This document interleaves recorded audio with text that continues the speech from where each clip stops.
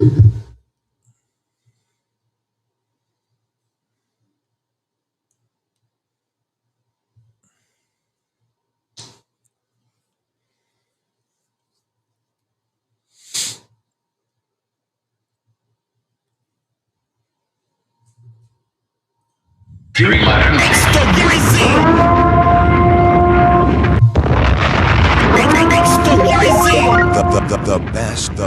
best morning live.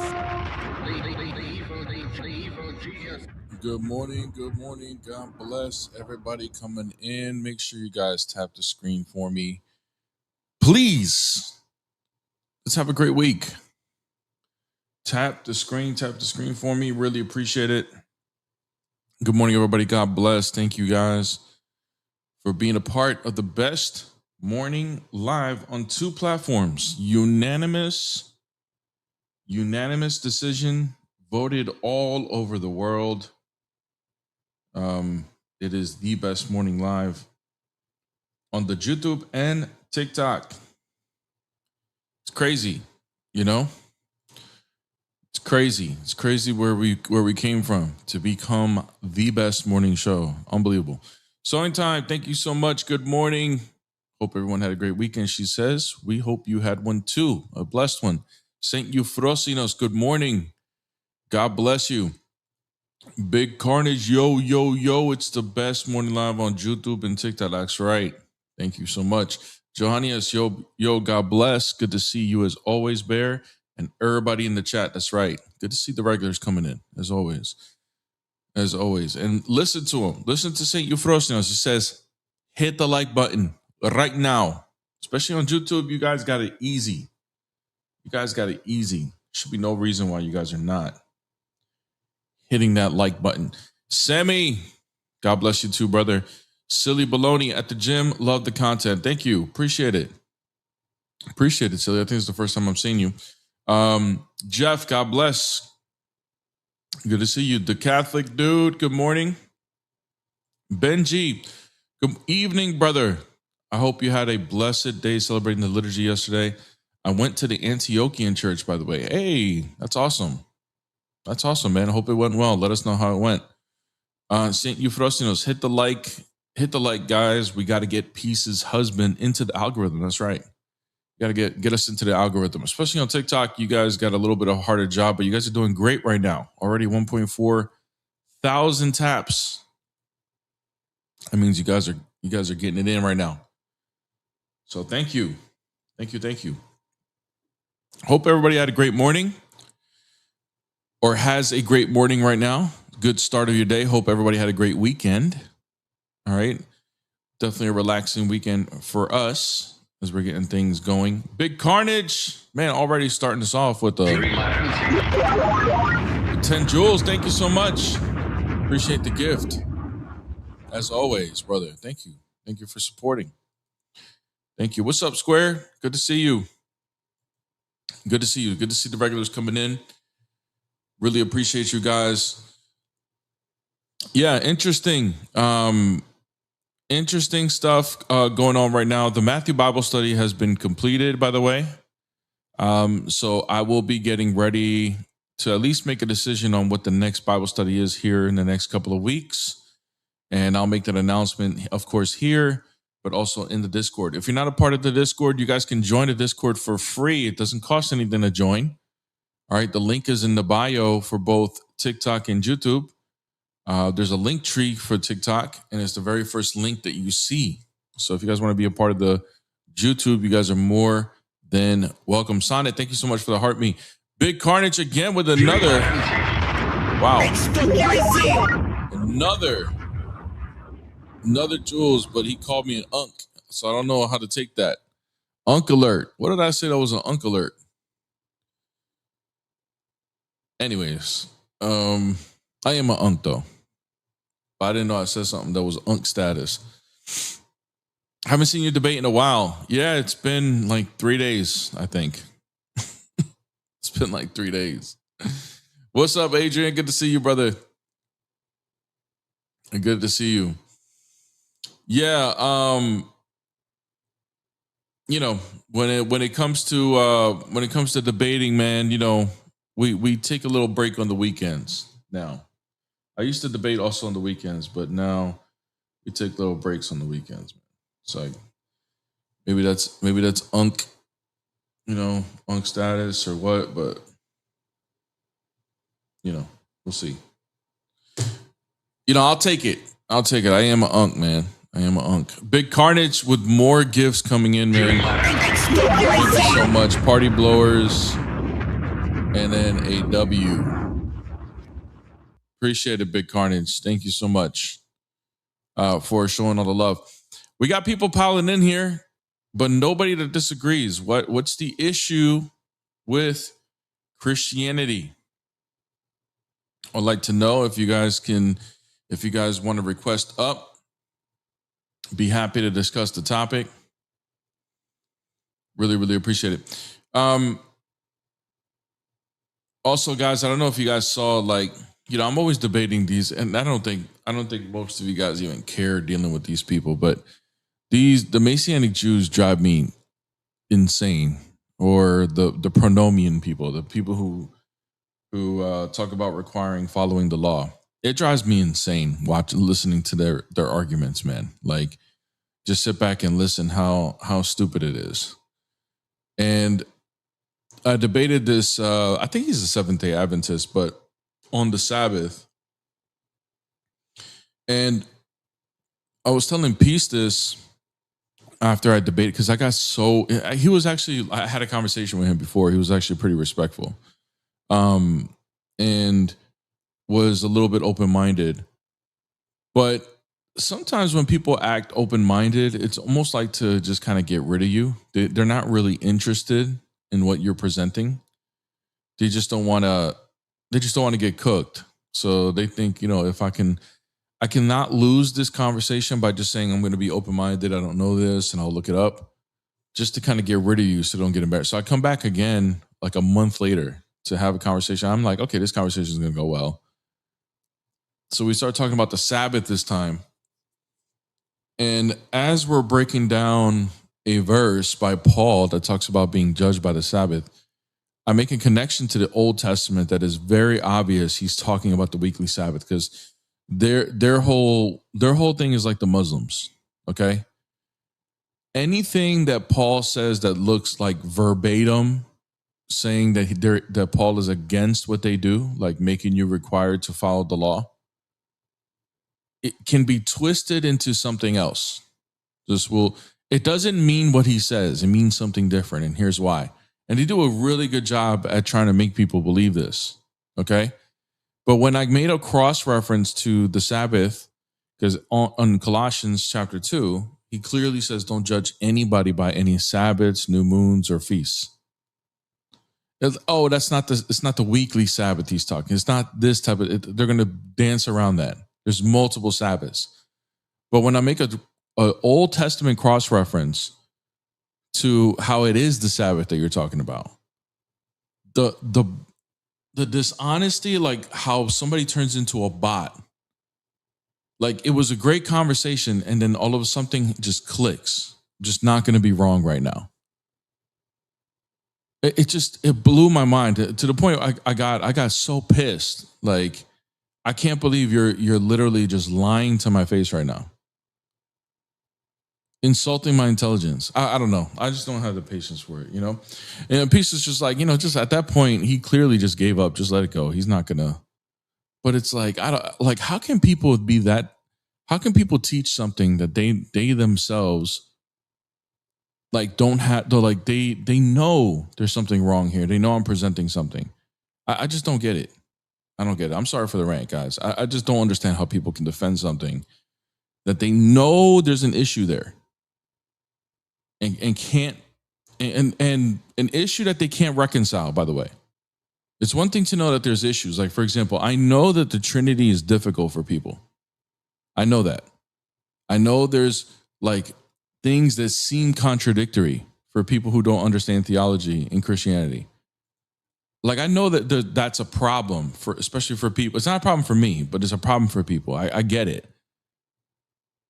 I get it. I know there's ways in philosophy you can show that there's a contradiction within the Trinity somehow, or at least make it seem like it. And there's an issue there. And I don't have all the answers for that. But I know there are answers for it. I know there's, you know what I mean? Like, I don't know, man. I just don't get it. Combative dissonance. Yeah, that's a good way to, I never heard of that term. I don't even know if it's real, but it sounds right, Mike. Combative I know cognitive dissonance, but combative dissonance sounds right too. Like, you know what I mean? Like they get combative and they're just like dissonant in their brain, I guess. I don't know. Mike, well, I'm not going to lie. I saw your name and I was like, yo, is that like, I thought it was Matt Slick for a second. Because of like the profile pic or whatever. I was like, oh man, Matt Slick's in here. He's about to come up and try to talk about my icons. Anyways, tap the screen, guys. That was my little rant for pronomian law Torah observers. You guys know what I mean. You got to follow the Sabbath, the dietary laws. Oh boy, he said I'm evolving. That's funny. 1 million likes on the way, bro. 1 million? Holy crap! You must have some sort of machine, bro, about to kick. 1 million likes is insane, bro. Yeah, they're so hyper fixated on eating pork. I know. It's just, I don't know, man. I just don't. It's such a gross misunderstanding of the theology of Christianity. There's so many issues with it. Okay, like for example, I talked to that Nazarene Remnants guy last week, and I recorded it. And I'm going to drop a video on it probably this week. I'm working on editing it and everything. But so it's interesting because this is the hilarious part about the pronomians, okay? The Torah observers. They're, like you guys said, somebody said, I think Frost and Contrary said, they're so hyper fixated on what you eat, right? The dietary laws. But then other things that should be more important, they're very open and negotiable about. Like whether you believe in the Trinity or not. Think about that for a second. So the law of what you eat is non-negotiable. But somebody, whether they're a Trinitarian or not, no, understanding who or what God is negotiable. To the point, guys, like I said, if somebody knowingly has a doctrine where they believe that Jesus is a separate being from the Father, because Messianics, for the most part, do believe Jesus is God. If somebody has a doctrine that openly knows, like flat out knows, that Jesus is a separate being from the Father, and he worships both, which makes it polytheism. Are you saying they could possibly be saved or a part of your church if they believe in this doctrine? And the answer was yes. The answer was yes. They were like, yes. So it's because the Trinity is not fully explicated or anything like that in the Torah or in the Bible. But polytheism is. Like, it's not allowed. Like, it's very strict. Somehow that's okay. That's negotiable. Like, what the hell, dude? What is this, man? What's up, man? I don't know how to say your name. It's just like a triangle or, no, I don't know, a diamond. Reek. What's up, Reek? Yeah. What faith are you and why is Christianity a problem? Christian, I'm a Christian. So just explaining why it's not a problem. First off, why would you explain to me why it's not a problem? Wait, are you explaining why it is or it isn't? Why is Christianity a problem? Request. Well, actually, I can answer debate. your question. I can answer your question. So you're going to tell me how it is a problem? How it can be, yeah. Okay. But you're a So Christian. Do you believe in the yeah, Trinity? yes. Okay. How is it a So problem? how it can be a problem is misleadings, church teachings, things of that nature. Like, to get into the specifics, church teaches money is the root of all evil. That is not It scripture. says the love of money is the root of all evil. Exactly. But that is not scripture. That's not what they teach in church. They also teach in church that if you do good deeds, you can be saved. That's not true. If you look in the Bible, it literally explicitly states you're not saved by your deeds. So Are you also supposed to? another, Are you supposed to do good works? yeah, those are your fruits. If you don't do good works, then what? I mean, it can go left for sure, but you're not saved or failed by your good works or deeds. Right. But if you Not, don't do good works at all, are you saved? yeah, as long as you're, because you're saved by grace. Your faith is your grace. Right. Your works are your fruits. Yeah. Your deeds are your Saved by fruits. grace. Saved by grace, but to do good works. Right. To do good works and have good faith guarantees you. Okay. And if I don't do good works, then what? If I just live a sinful life, do whatever I want, then what? Well, then obviously your faith isn't there, so you're not saved. Okay. So I Because do when your have. faith, when So your is faith an action? faith isn't an action, Yeah. Is it's a work another state. word for action? Is work? Another word for action? Yes, Okay, so I do have to do a work in order to be saved. correct. But you just But said no, my I works don't just save me. yeah, I just said, if you, because you said the example you just gave is if you're living a sinful life. If you're living a sinful life, you're not living in faith. So therefore, you're definitely not saved, like it Okay. says in the Bible. So all right, so living in faith, there is something I have to do in order for me to remain saved, right? Right, exactly. Your faith. Okay, so my works do play a part of this, don't they? Yeah, that's what I said. Well, you just said That's, earlier my works don't save me. no, okay. So what I'm saying is, if your works, like you just explained, are sinful, like let's say you're living a sinful life, obviously faith is not involved because you're still living by flesh. But when works come in, when good deeds come in, your works and your good deeds are your fruits. Your Yeah, but you faith. you said earlier that my works have nothing to do with it. It's just by grace that I'm saved. No, I said by faith you have grace Okay. So I have to do something and then I have grace. If I stop doing it, then I'm out of grace. because you're out of faith. Correct. Okay. Yeah. So you could lose your salvation then, right? Yeah. Okay. All right. I don't disagree with that. And then just oh yeah, topic. Next, another way like Christianity can be a problem is like you see people in the comment section just like, or just in general, and this is what kind of creates atheists, forcing religion. In the Bible, you don't force religion. What does that mean, And forcing religion? so what forcing religion can look like is like, well, if you don't believe in God, you're going to hell. Instead of, the Bible teaches, you can teach them, you can give them the blueprint, allow them to follow it. You don't force religion. That is strict. What's the Strict. blueprint? Blueprint. You surrender flesh, meaning you surrender ego, survival mindset, fear. You let God take the wheel, in other words. What does that look like? What do like that sound those are sound like nice little buzzwords, but what does that mean? So what surrendering looks like is releasing flesh, meaning letting yourself from ego, Letting letting yourself from yourself ego. from letting go of yourself from survival mindset. Example would be like, oh, my check is not coming into next week and I only got $50. What am I gonna do? Stressing about stuff like that. So just do That's nothing. Just sit back and not worry no, about making just money. no, just realize what the Bible teaches. Everything is temporary, especially in the material world. Yeah, Everything's but I mean, temporary. you're saying that a person who stresses is not is wrong? No, they're not wrong. It's natural. It's human. I'm telling Okay. you what surrendering looks like. I don't understand where the surrender part was. What's the surrender?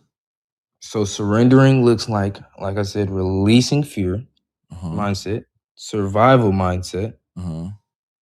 and ego mindset. Okay, but the thing is, all three of those things are like almost impossible to do. Like if you They're have $50, not. I promise you, they're not. if you have $50 in your account Right. and you're about to like lose your home, you don't have any more money or anything like that. Right. People are going to be stressed, survival, and Right. thinking about themselves. You're saying And that's wrong for them to do.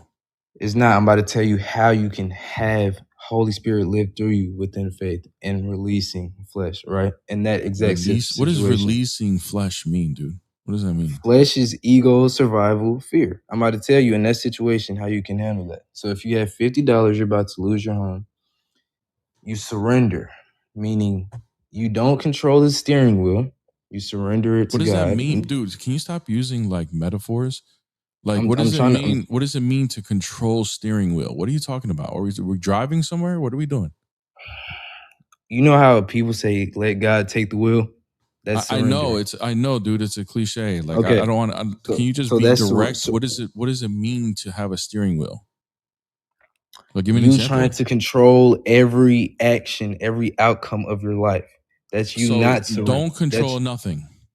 No, I'm not saying that. That's obviously inhuman. I'm saying surrender, which surrendering How looks. though? What does it I'm really trying to mean tell you. Okay, but dude, give me a real example instead of using these cliches. I'm trying You to tell keep you. In that saying like, 50, let go of the steering wheel. What steering wheel? What are we talking in about?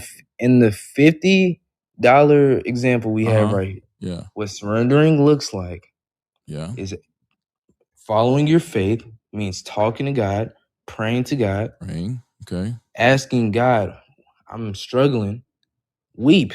Weeping to God is actually the Crying. best Okay. time. We got to cry. You don't have to. I'm just saying. I'm just trying to figure out what you mean by all this. Don't take everything I say literally. Bro, that's the problem. You've been saying everything metaphorically. So I want to know literally that's what does this mean? That's so what I've been asking for is literal understanding of this. literally all you have to do is pray, pray, pray. Practice your Pray, faith. pray, That's pray. what surrendering looks like. Okay, so Not surrendering, you saying just meant prayer the whole time? no. Okay. That if you thought that, you just missed everything I just Bro, gave. I'm having a tough time following this, dude. Like if I'm sitting here, I'm asking you like, what does this mean? Like you're saying, don't ever be scared, otherwise I'm living a fleshly life. Don't ever be stressed, or I'm living a fleshly life.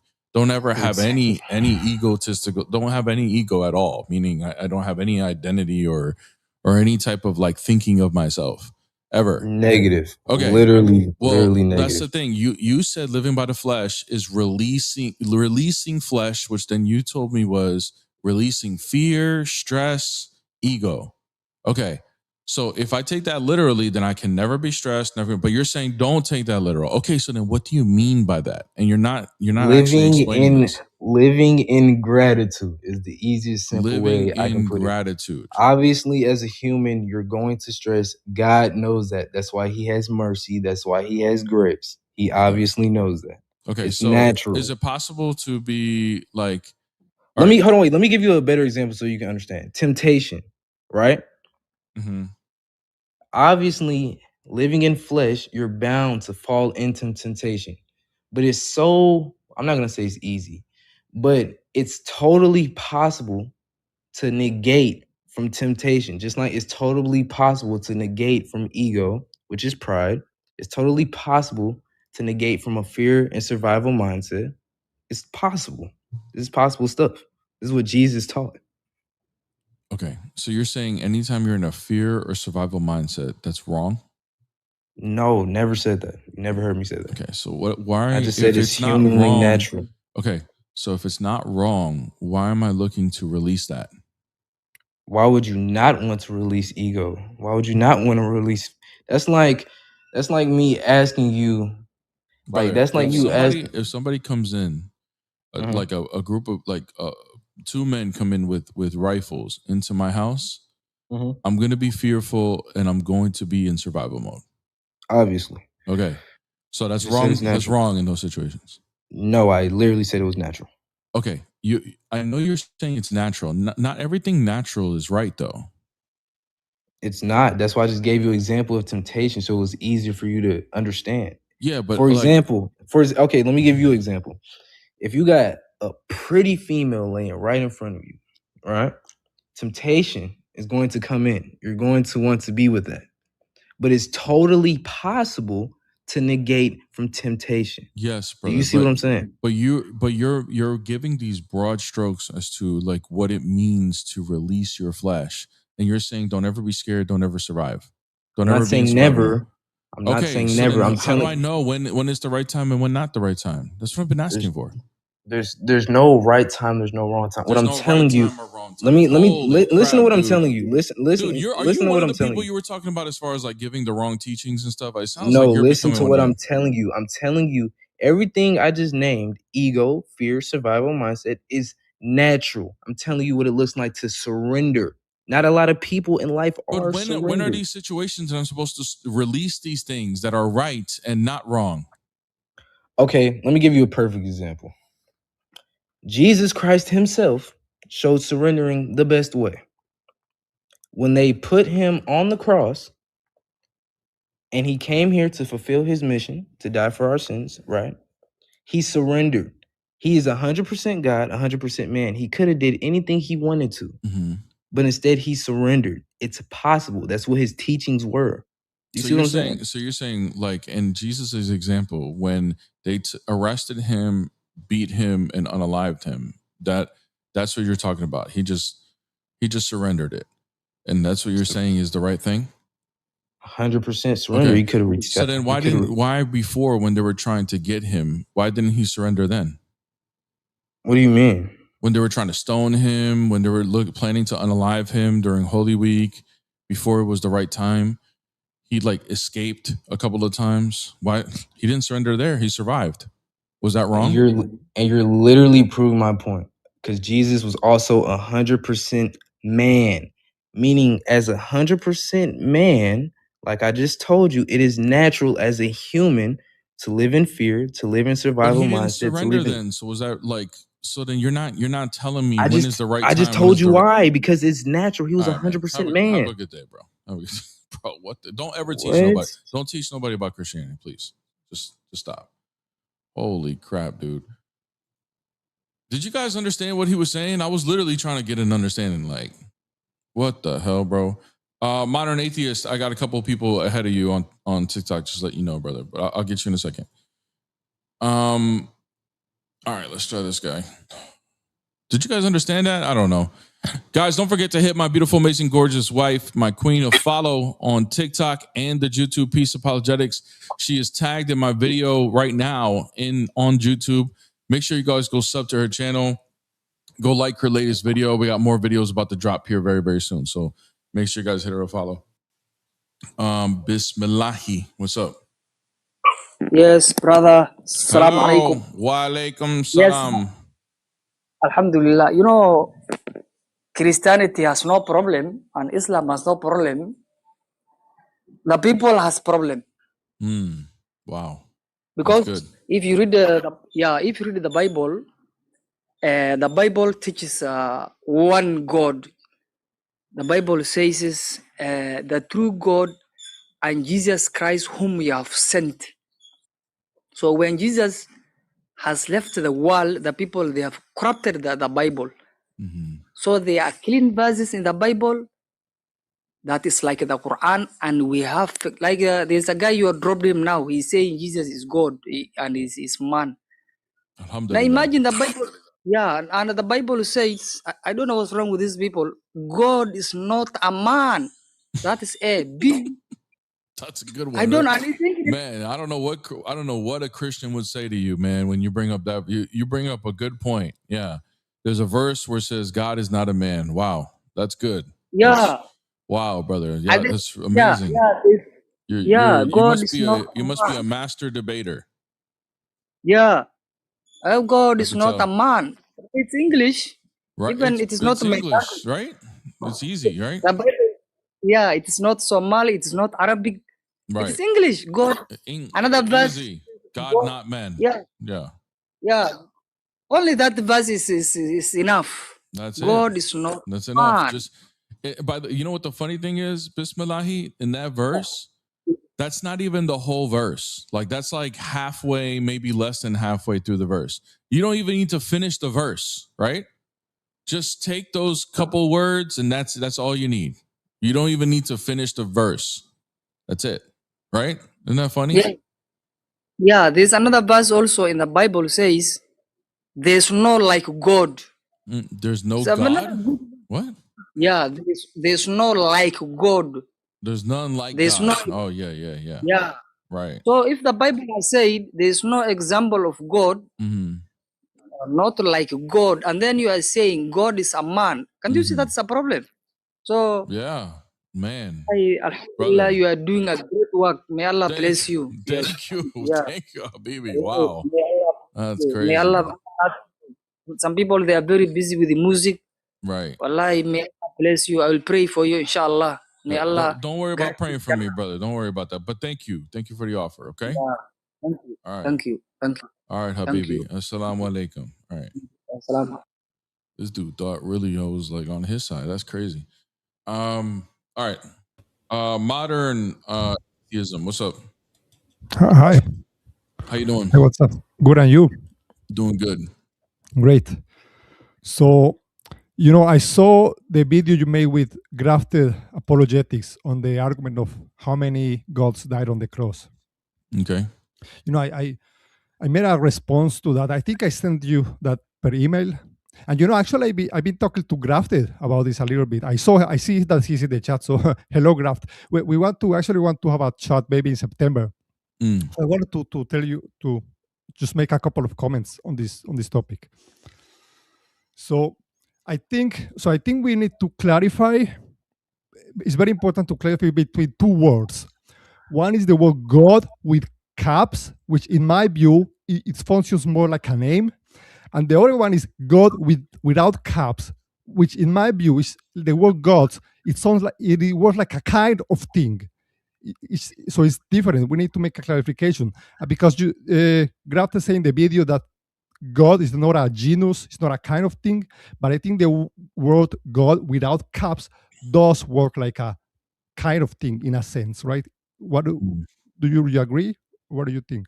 I mean, God is like you gotta define. If you mean God by lower caps, like a divine being, or like a spiritual being or whatever, then yeah, that is a type that exists in the Bible, or universal.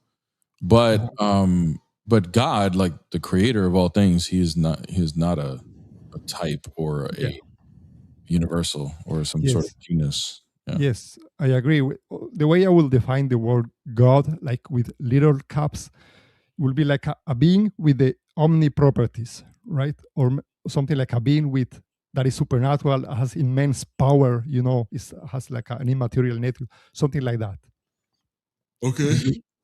So, I mean, if that's the case, how will you? So, what do you say? How many gods died on the cross? What would you say to that? Because we still need to define, because are we talking about persons or nature? No, I'm using the definition. A being with the omni properties. That's my definition. It's the normal English definition. But the underlying reality of this being is that he's personal, so and multi-personal. So which person are we talking about? Persons? Are we talking about the nature? Like, did the nature die, or did the persons die? What are we asking? When I say gods in generic, right? Gods without caps. It is not necessarily in the definition of that is a multi-personal, right? It's just in the English sense. The normal God English we talk about is multi-personal. So God with caps is multi-personal, but a God without caps is not in the definition of that it has to be multi-personal. Dude, I don't know what we're talking about. God without caps, or dude, God without caps. If we're talking about the God that we believe in, he's multi-personal. So when you ask how many gods died on the cross, what are you asking? You're asking about the persons or nature? How many beings with the omni properties died on the cross? How many beings with the omni properties? Okay, so God is only one being, right? And the being of God is not physical. Therefore, he doesn't. That being or that nature, if that's what we're talking about, doesn't die. The being, so God didn't. Okay, but in this there's no nature that died on the cross. In this context, to die means to have your soul separated from your body. It does not mean to cease to exist. So look, I saw you debate with Islamic epics, right? And you kind of did. There was a point where you kind of did say, okay, I admit that it's properly speaking, it is proper to say that one God died on the cross. You kind of say that. Okay. Do you remember? If we mean person. No, you say a God died on the cross. Yeah, but persons die, not natures, or like the Right. underlying reality of this being is what dies. To having died on the cross, that's predicated of the being by its the predicated of the being. A God died Yeah, on the because cross. persons are beings, but person and being are not identical. No, not all beings are persons, but all persons are beings, right? Right. Exactly. So But person will be just there's still a distinction between person and being. yeah, but person is just a subset of beings, right? It's like Right. plants and trees. We're gonna predicate the nature of this person. So the person who had a second nature experienced death, which was human Right. death, separation of So soul and body. so this is the way I see it. So Jesus is a being with the omniproperties. Do you agree? Mhm. So Jesus is a God, right? God, but yes. Jesus is a God. Okay.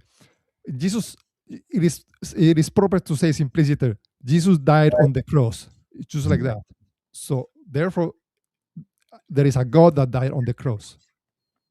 So one God died on the A cross. God that if we're talking about a God, like because we're gonna put an article like the article A, that means Yes. that would imply that there's others, right? No, I know, I agree. I don't. Yes, but I what do. was the I think that's what it is. But I think what you're really saying is that a person died on the cross, and there are other persons. So yes, I would agree with that.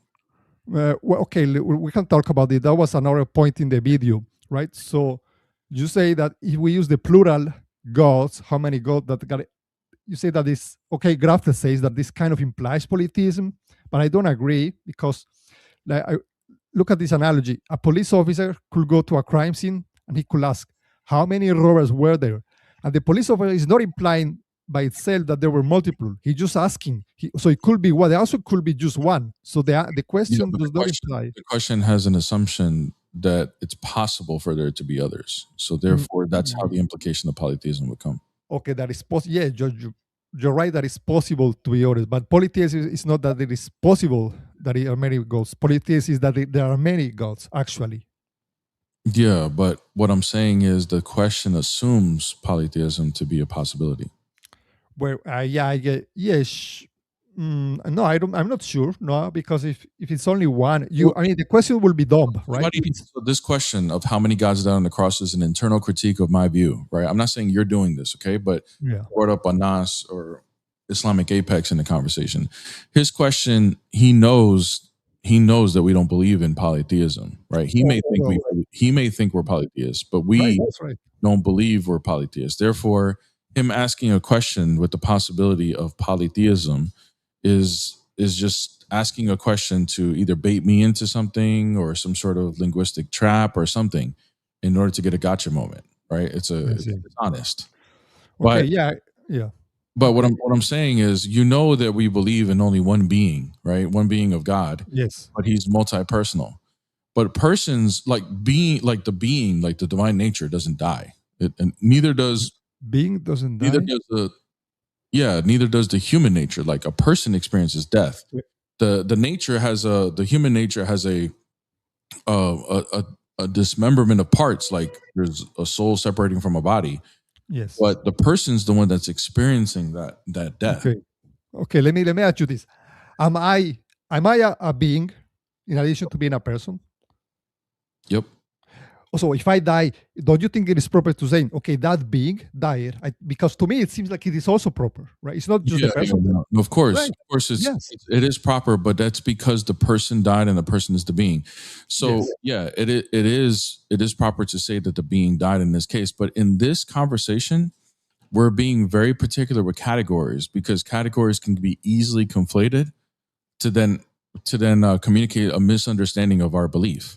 Right. Because asking how many gods died on the cross and sticking to that terminology can easily cause somebody to conflate categories, which I'm precisely not trying to. That's what I'm trying not to do.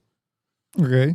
So that's why in the conversation with Anas, I said, look, instead of using gods, let's just define what we mean. Do you mean person or nature? Because it has to be one or the other. Okay. So I'll ask you the same question. When you say how many gods died on the cross, what do you mean, person or nature? I have to look. If I will be honest. Why is that not a possible thing to define Okay. this? Yeah, I will tell you honestly, if I define either person or nature, I obviously lose the debate because then there is no way to win, right? But is that not the honest way to present this? Like as far as like asking our view?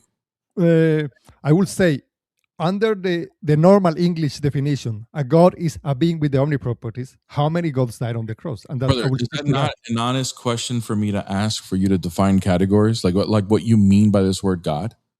Yes. Then what? So, brother, so you're telling me you're not, even though it's honest to define these terms, you're not willing to do this because you want to win a debate. That's the whole. That's the whole thing I was exposing with Anas. That you're just trying to bring I said he's a troll. It's a troll question to try to trap Christians. It's not actually an honest one. No. Okay, but here's the way I see it. No, you're right. But here's the way I see it. If I say under my definition, let's use the English definition. A God is a being with the omniproperties. That's it. You have to use that definition. Why can't I say this is and this is the thing. It is normally accepted as the ordinary definition in the English language. Not a normal situation. You just admitted that you're willing to use deception to win a debate. The what? The what deception? It's not a normal situation. You just admitted that you're willing to be dishonest to win a debate. But why is that dishonest? I'm not going to grant you good faith. I'm not going to assume or anything. We need to define categories. Otherwise, we're not moving forward. Yes. No, I get it. No, I admit if I define that, if I specify that, I lose. But I think I don't have to. And look, I wanted to say something like this. In their worldview, like in the Muslims, they think you're polytheist, right? So they are like, well, but we can assume polytheism of Christians. They also think having sex with a 9-year-old as an adult is perfectly okay. So who cares what they think?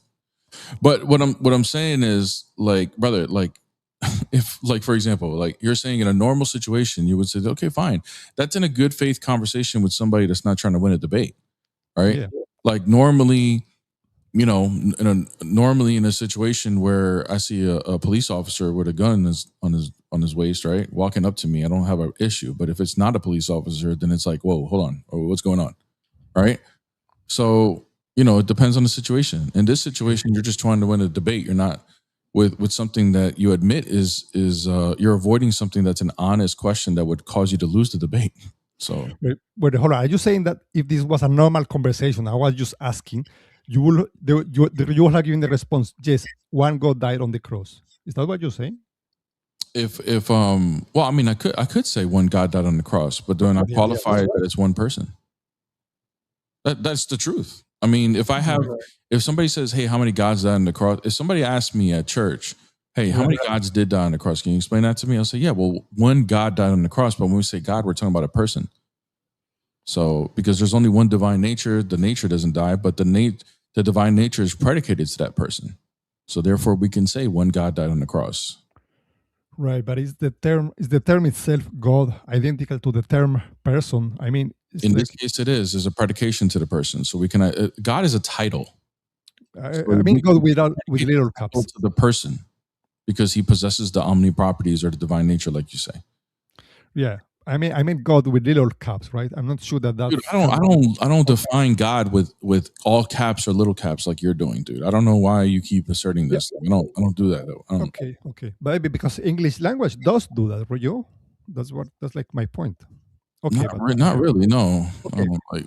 I mean, just the Bible has like capital G God and little G, but we don't use that to define things. That's just using the translation. Like, okay, that's good. But okay, I want to just to finish. I want to tell you the way I think the Christians could answer this. Like if I was a Christian, I would say, okay, just one God, properly speaking, died on the cross, and there's one God that did not die on the cross. And then the Muslim is going to say, wait, that's a contradiction. Wait, is it the same God or a different God? And you have to say the same God. And then they will say, no, that's a contradiction. And then I will say, I will have to come up with a model to explain the apparent contradiction. I will say maybe relative identity. What would be the contradiction? That the same God both died and did not die on the cross. It's because once again, you're proving my point. When it gets to that, it looks like a contradiction unless we qualify. So when we qualify, it's no longer a contradiction, because the whole time when we say someone died, it's a person. And we gave the title God to this person because the person possesses the divine nature. So it's perfectly okay. Okay, man. Okay. Yeah, he's. Just because, see, that's the thing. Just because something looks like a contradiction, if the qualification is not, if no one's allowing for a qualification to happen, then it doesn't mean there's a contradiction unless everything has been exhausted and there's no qualification that can reconcile it, right? Yeah. Like for example, if I say, I know, let's use grafted as an example. Let's say I tell you grafted is a human and he can't fly, but he can fly at the same time. That statement has a predication and a negation to its predication. Okay. Right. But if I qualify and I say, yeah, grafted owns a plane and he's a pilot. So in his human nature, he can't fly, but he can fly with the plane. That now, after that qualification, is no longer a contradiction. Okay. So just because prima facie, it seems like a contradiction, and if we're not allowing to qualify, then it doesn't mean you win just because it looks like a contradiction. Yeah. But when I qualify and I say, yeah, when I say one God died on the cross, I mean a person, it's no longer a contradiction anymore. Okay, but let me just comment on that. In that sense, you're qualifying the word flying. You're qualifying what flying means. It means fly. You mean unassisted flying? He cannot do it. But we take flying as being on a plane, then he can't do it, right? Take it however you want. Well, if I use plain sentence and I say grafted cannot fly and he can fly at the same time, that sentence right there would seem like a contradiction. And it is a contradiction unless I qualify. That's right. Okay, but a different thing will be if you qualify, if you say grafted as a person can fly, but grafted as a being, the being called grafted, then that cannot fly. That would be weirder. That would be like, how does that work? That wouldn't make sense. I still wouldn't qualify, because then I would say grafted as a person can fly because he has a plane and he's a pilot. Yeah, but as a being, he also has a plane and has a pilot. You see my point? Grafted as a being also has a plane. Okay, man. I don't. Okay. But all right, brother. Well, okay, thank you, man. Have a good day. Good luck. Look, I should have let the conversation go when he said, I'm not going to be honest because I want to win the debate. I don't know if that was a language barrier, but it's just like, what? Like, bro. What's up? What faith are you in? Why is Christianity a problem? Is my faith necessary for me to address? Yes, it is. Problem? Why, brother? Because I want to know your worldview. Well, I'll just say I'm agnostic. Okay, can you say Muhammad is not a prophet? I'm sorry? Can you say Muhammad is not a prophet? Muhammad is not a prophet? Not a prophet. Yeah, Muhammad is not a prophet. Okay. All right, go ahead. What's your question? Yeah, so regarding Christianity, why? Because you believe Jesus, he's all powerful. He doesn't need anyone's help, or does he? Say that again? Do you believe Jesus needs anyone's help? In what sense? In the sense of him being in a situation which he cannot get himself out of. Like, can you be more precise? Yeah, brother. Is he fully independent or dependent? In his existence as a person, he's fully independent. Well, isn't he eternal? That's why I said he's fully independent. Fully independent, correct. So, what would be the wisdom behind him asking the Father when he was crying on the cross to help him or whatever? What was if he's fully independent, it doesn't make sense. On the cross to help him? He said, "Oh Father, why have you forsaken me?" He's not asking for help. Sure. So why did he show dependence to the Father at that specific moment and situation? But why would that show dependence on his existence? Because he says, "Oh Father, why have you forsaken me?" Meaning that it was the Father's that the Father knew of this happening, and that the Father allowed the Son. He announced it many times that it was going to happen to his own people. So yeah, but when it happened, he said it came from the Father. When what happened? It came from the When he Father. got crucified. When he got crucified, my friend. Can you Okay. track?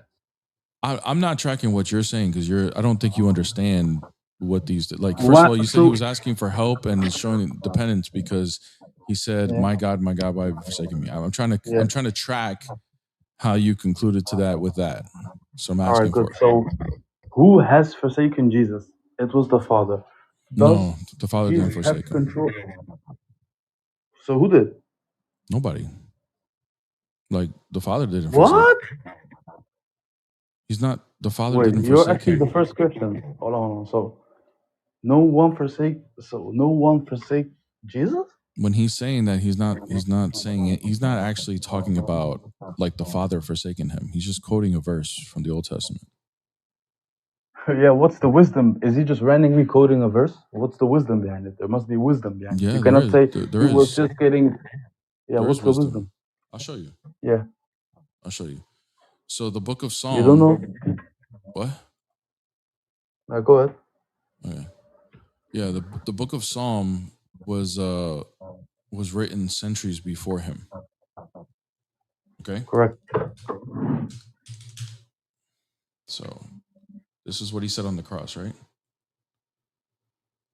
Yes. Okay. Now, back in these days when they had Psalms, but they didn't have this chapter numbers, they didn't have verses, they didn't have none of that. The way they would quote writings is by reciting the first line of the verse of the passage. So when he's saying, my God, why have you forsaken me?" It will be equivalent of saying Psalm 22. Now, the question is, you ask a very good question. What's the wisdom behind quoting this writing? Okay. Well, here's why. This is a messianic prophecy. And look what's said right here. "For dogs have surrounded me. The congregation of the wicked has enclosed me. They pierced my hands and my feet. I count all my bones. They look and stare at me. They divide my garments among them, and for my clothing they cast lots." So he's surrounded by the wicked. His hands are literally, and his feet are pierced when he says this. None of his bones have been broken for at this point. They look and they stare at him, and the Roman guards divided his garments, his clothes, when they took it off him, and they casted lots for it, literally. So the reason why he's citing this, you ask for the wisdom, is because he is citing a messianic prophecy. It's being fulfilled. Awesome. So basically, you're making the claim that when he said these words, it is a pure quotation of Psalms 22, and it's not as a means to call out to the Father. Would you say I'm correct when I say that? Yep. That you said it's only a quote, it's not a call out to the Father, right? Yes. Okay, good. Now, can you go to the? Let me show you a verse, the same verse where he said, "Oh Father, why have you forsaken me?" And let me show you further communication with the Father in the same verse, in the same instance. So therefore, you have to backtrack your statement. Give me 1 second. Okay.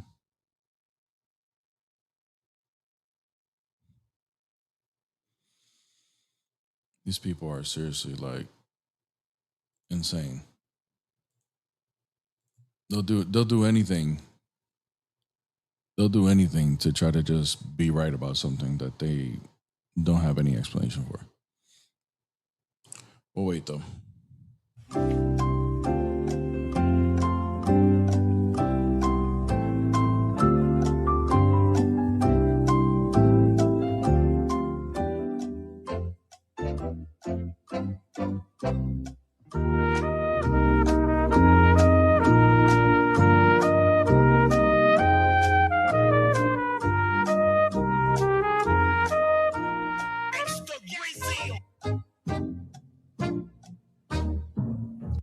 Yeah. So could you read? It mutes your mic Could when you go you away. read Matthew 27:50? Okay. Or I mean 48 until 50. That would be better. Okay. And it's kind of disrespectful to say I'm insane and to put on music. I don't know where you taught your Putting manners, on but music is insane. no, Is you're telling disrespectful. me you're telling me I'm actually insane when I just You went to are. look up Matthew. This is insane. All right, here we go. Immediately, one of them ran and took a sponge, filled it with sour wine, and put it on the reed and offered it to him to drink. The rest said, "Let him alone. Let us see if Elijah will come to save him." And Jesus cried out again with a loud voice, yielding up his spirit. Who did he cry out to? Did he cry out to the Romans or to God?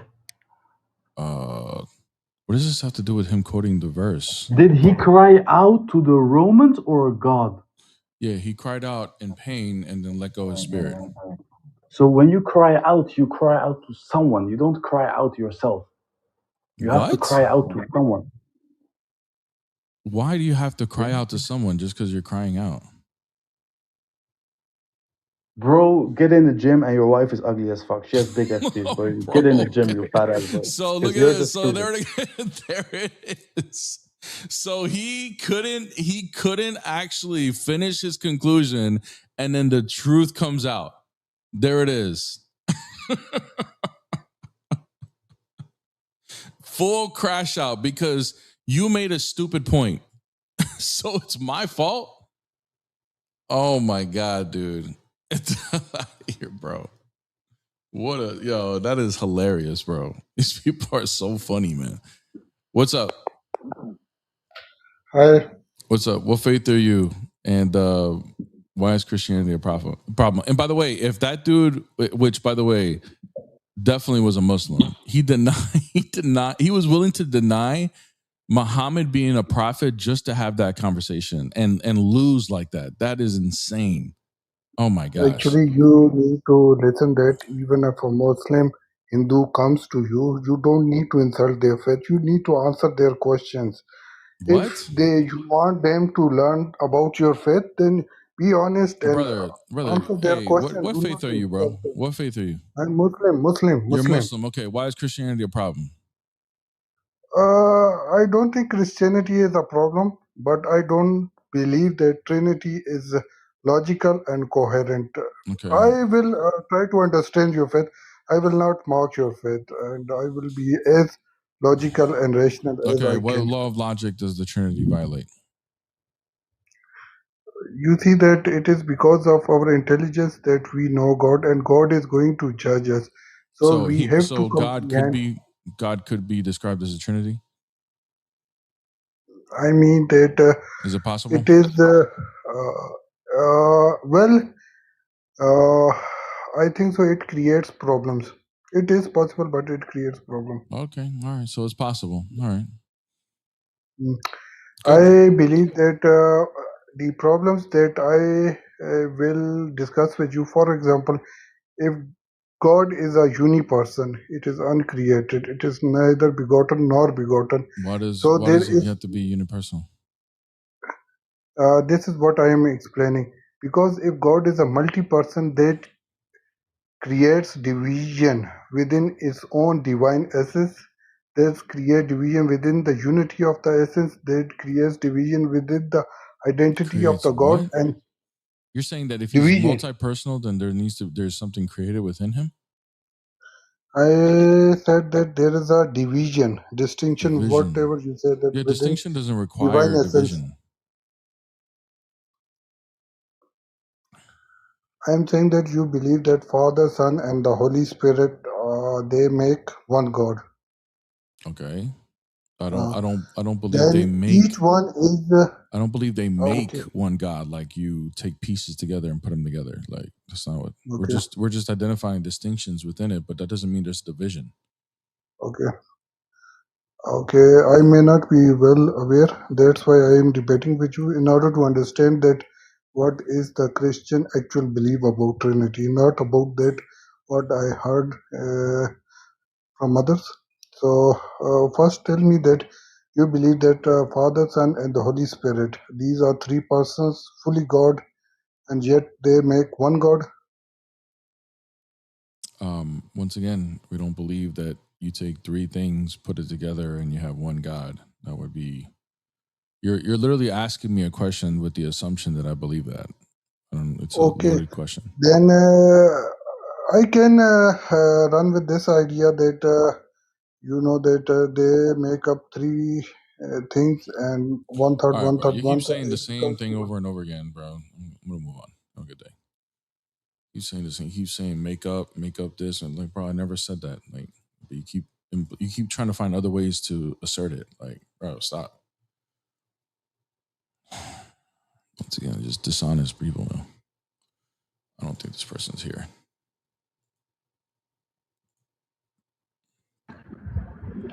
Good morning. Good morning. What faith are you in? Why is Christianity a problem? It's not a problem for me. First, let me congratulate you on this, having this kind of conversation, because this is what I'm trying to explain. Because there are so many lives nowadays happening, and it's disgraceful for my religion, my Christian faith. Yesterday, there are so many. Oh, damn, bro. Sorry, dude. Slippery stage, man. The janitor has been off. So apologize. Yeah, but thanks, brother. Thanks for coming up, man. Sounded like you were about to cook. So sorry. What's up? Yo, what's up? What's up? What faith are you? And why is What's Christianity a what? problem? What faith are you and why is Christianity a problem? Is it only for Christians? No. I'm What Muslim, bro. faith are Can I okay. debate, or you're only like debating Christians? No. I just wanted to know what faith you I'm are. Muslim. Okay, you're Muslim. What's Why is faith means? Christianity a problem? So, Brother, if you don't know what yeah, faith cause means, then I don't know if we're going to be able to have this conversation. no, I know, but like whatever. My problem is how do you say that Jesus is God and he died on the cross naked? Easy. He's God. He took on human nature and then died on the cross naked. That wasn't Like hard for me to say. Why he won't do it in any other way that suit him as a god? Like he can do Suits it him in as a god. literal- Where do you get this criteria of what suits him as a god? like God. If God being a human, he would be limited, but God is unlimited, right? Okay, limited in the human nature. Yeah, sure. Yeah, So? and God can be limited. Yeah, he can't be limited in his divine nature, but we don't believe Jesus was limited in his divine nature. So, Bro, when you say that God have been human, you're literally saying that God have been limited. That doesn't. in his qualified in his human nature. Yeah. Okay, but like if But you he's not that he's not doesn't. limited in his divine nature. He's stayed unlimited. Yeah, but God can't be limited. When you say he's a human, you're saying he's Yeah, limited. I agree. He's not limited in his divine nature. That's impossible. Okay, but he have been limited for like when he was human, he had been limited. How? If we're only talking about his human nature, then yeah, the human nature that he possessed was limited, but he himself is not limited. Yeah, but I think God say in the Bible, he say that he can be a human. Let me check what. Let me check the source, and I'll be back. All right.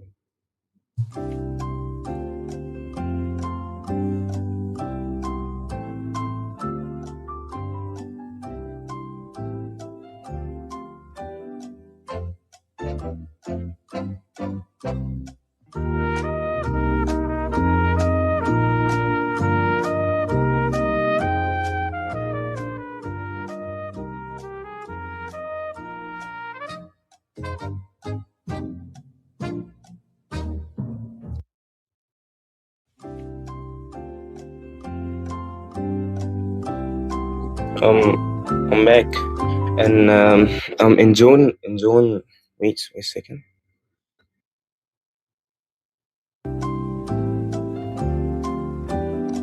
John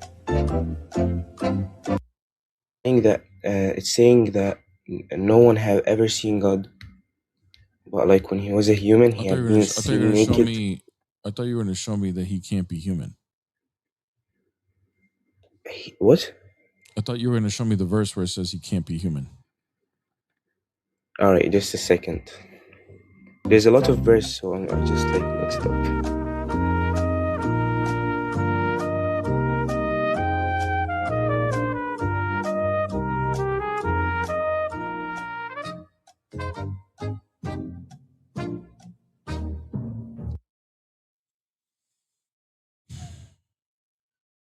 Should we give him one more?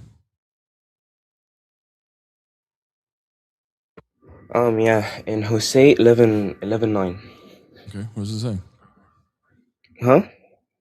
What does it say? It says exactly. God is not a man that I'm only using one phone, so like I switch between the apps. Mhm.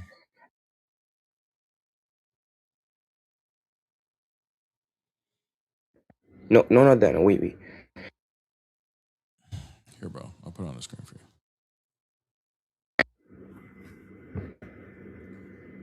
you. It's on the screen. What's that? I will not excuse them. I will not again destroy. Not a man, the Holy One. Okay, it's saying he's not a man. I agree. God is not a man. Okay, how can he be a man? Because he takes on a second nature. Okay, but if he like be a man, he will be limited. He will be like.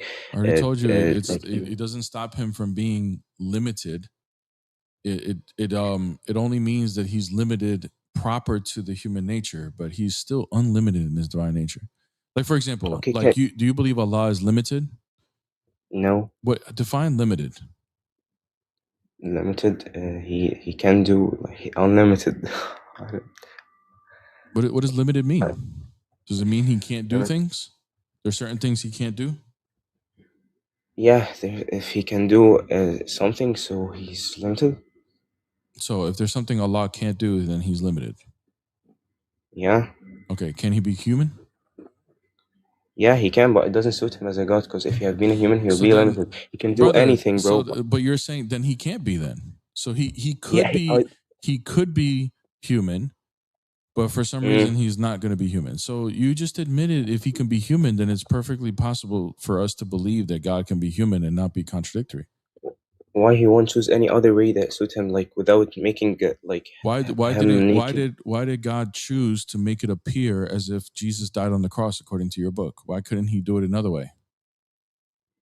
Because Jesus is a human. He do it in the way he likes. He did it in a way that caused people to worship him. Why didn't Allah do it differently? Because Allah, I don't know, but like Allah do whatever he likes, whatever is good for him. Okay, good. So that's the same answer for me. He can do whatever he wants.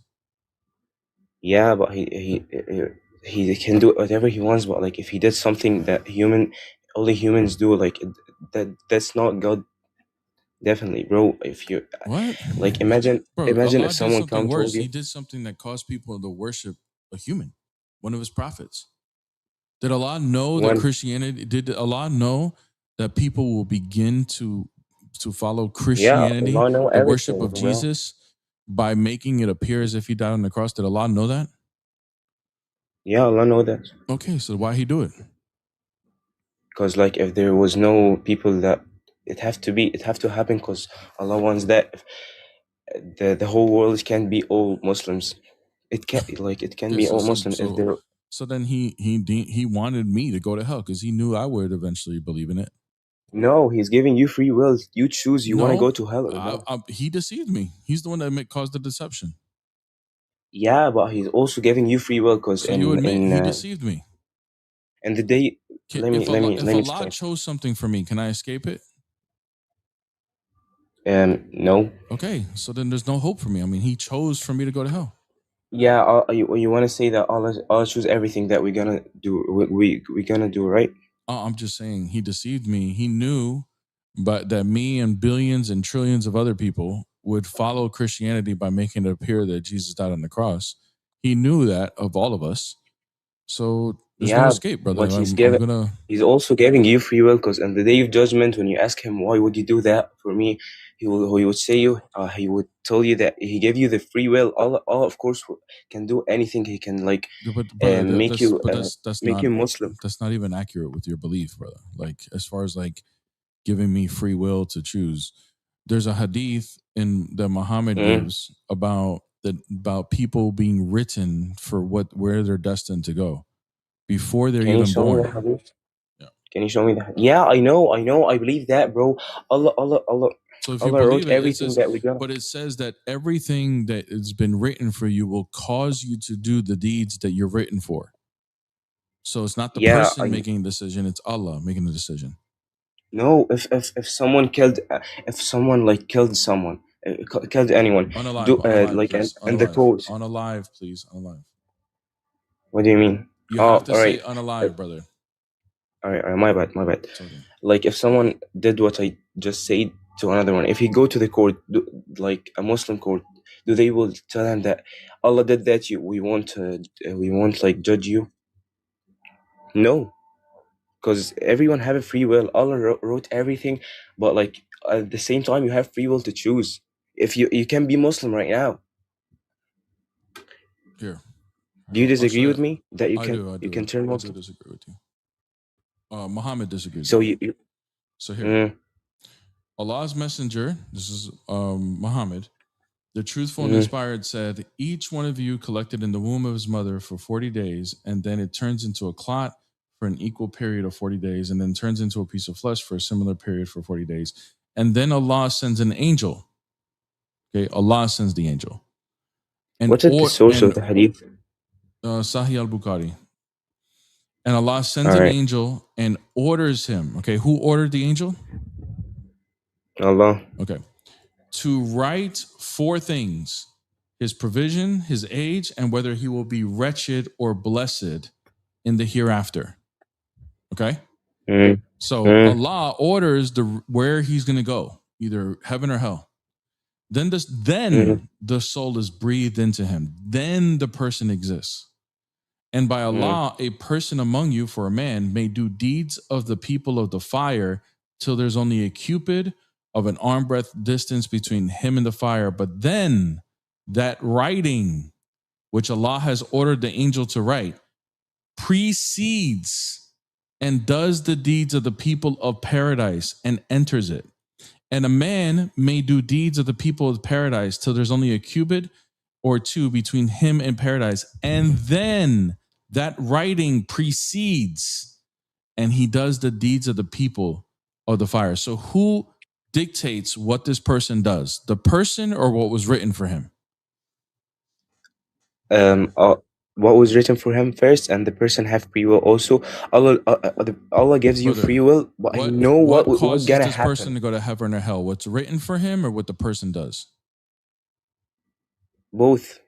Oh my God, bro. It says here, a Because person what's can be written doing, for you, it says here, a person can do deeds of paradise until they're about to die, like they're close to death, their last days. And then that writing precedes, the writing which was ordered by Allah precedes and does the deeds and does the deeds of the people of the fire and enters it. Yeah, he means that he knows everything, but he's not forcing you to do. He's not forcing you to be Christian. You have free will to choose between. No, brother. If I'm made for paradise, you say, according to your belief, if I'm made for paradise in the last days, I will eventually become Muslim, and it's not my choice; it's what was written for me. If I was made for hell, then I'll continue doing what I've been doing. Allah is saying that because he knows everything. He knows what you're gonna do. He knows what you're gonna do with your free will. He knows that you're gonna be Christian. Why does he have to order something to be written? Because he creates everything, and he created what's gonna written for you. Why does he have to write everything? Because he wanted that. Why not? Where's he writing this? Where's he writing this? Does he need to remind himself? No, but he doesn't. He doesn't mean he wrote it like in the book. He means like he know it.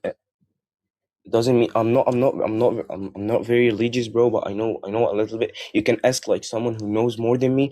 But I'm telling you that you came up here to talk to me about the stuff about everything. So yeah, I'm just these questions debating. So if you don't know anything, why should I take your answer of like, oh, it still means I have free will? You don't know anything.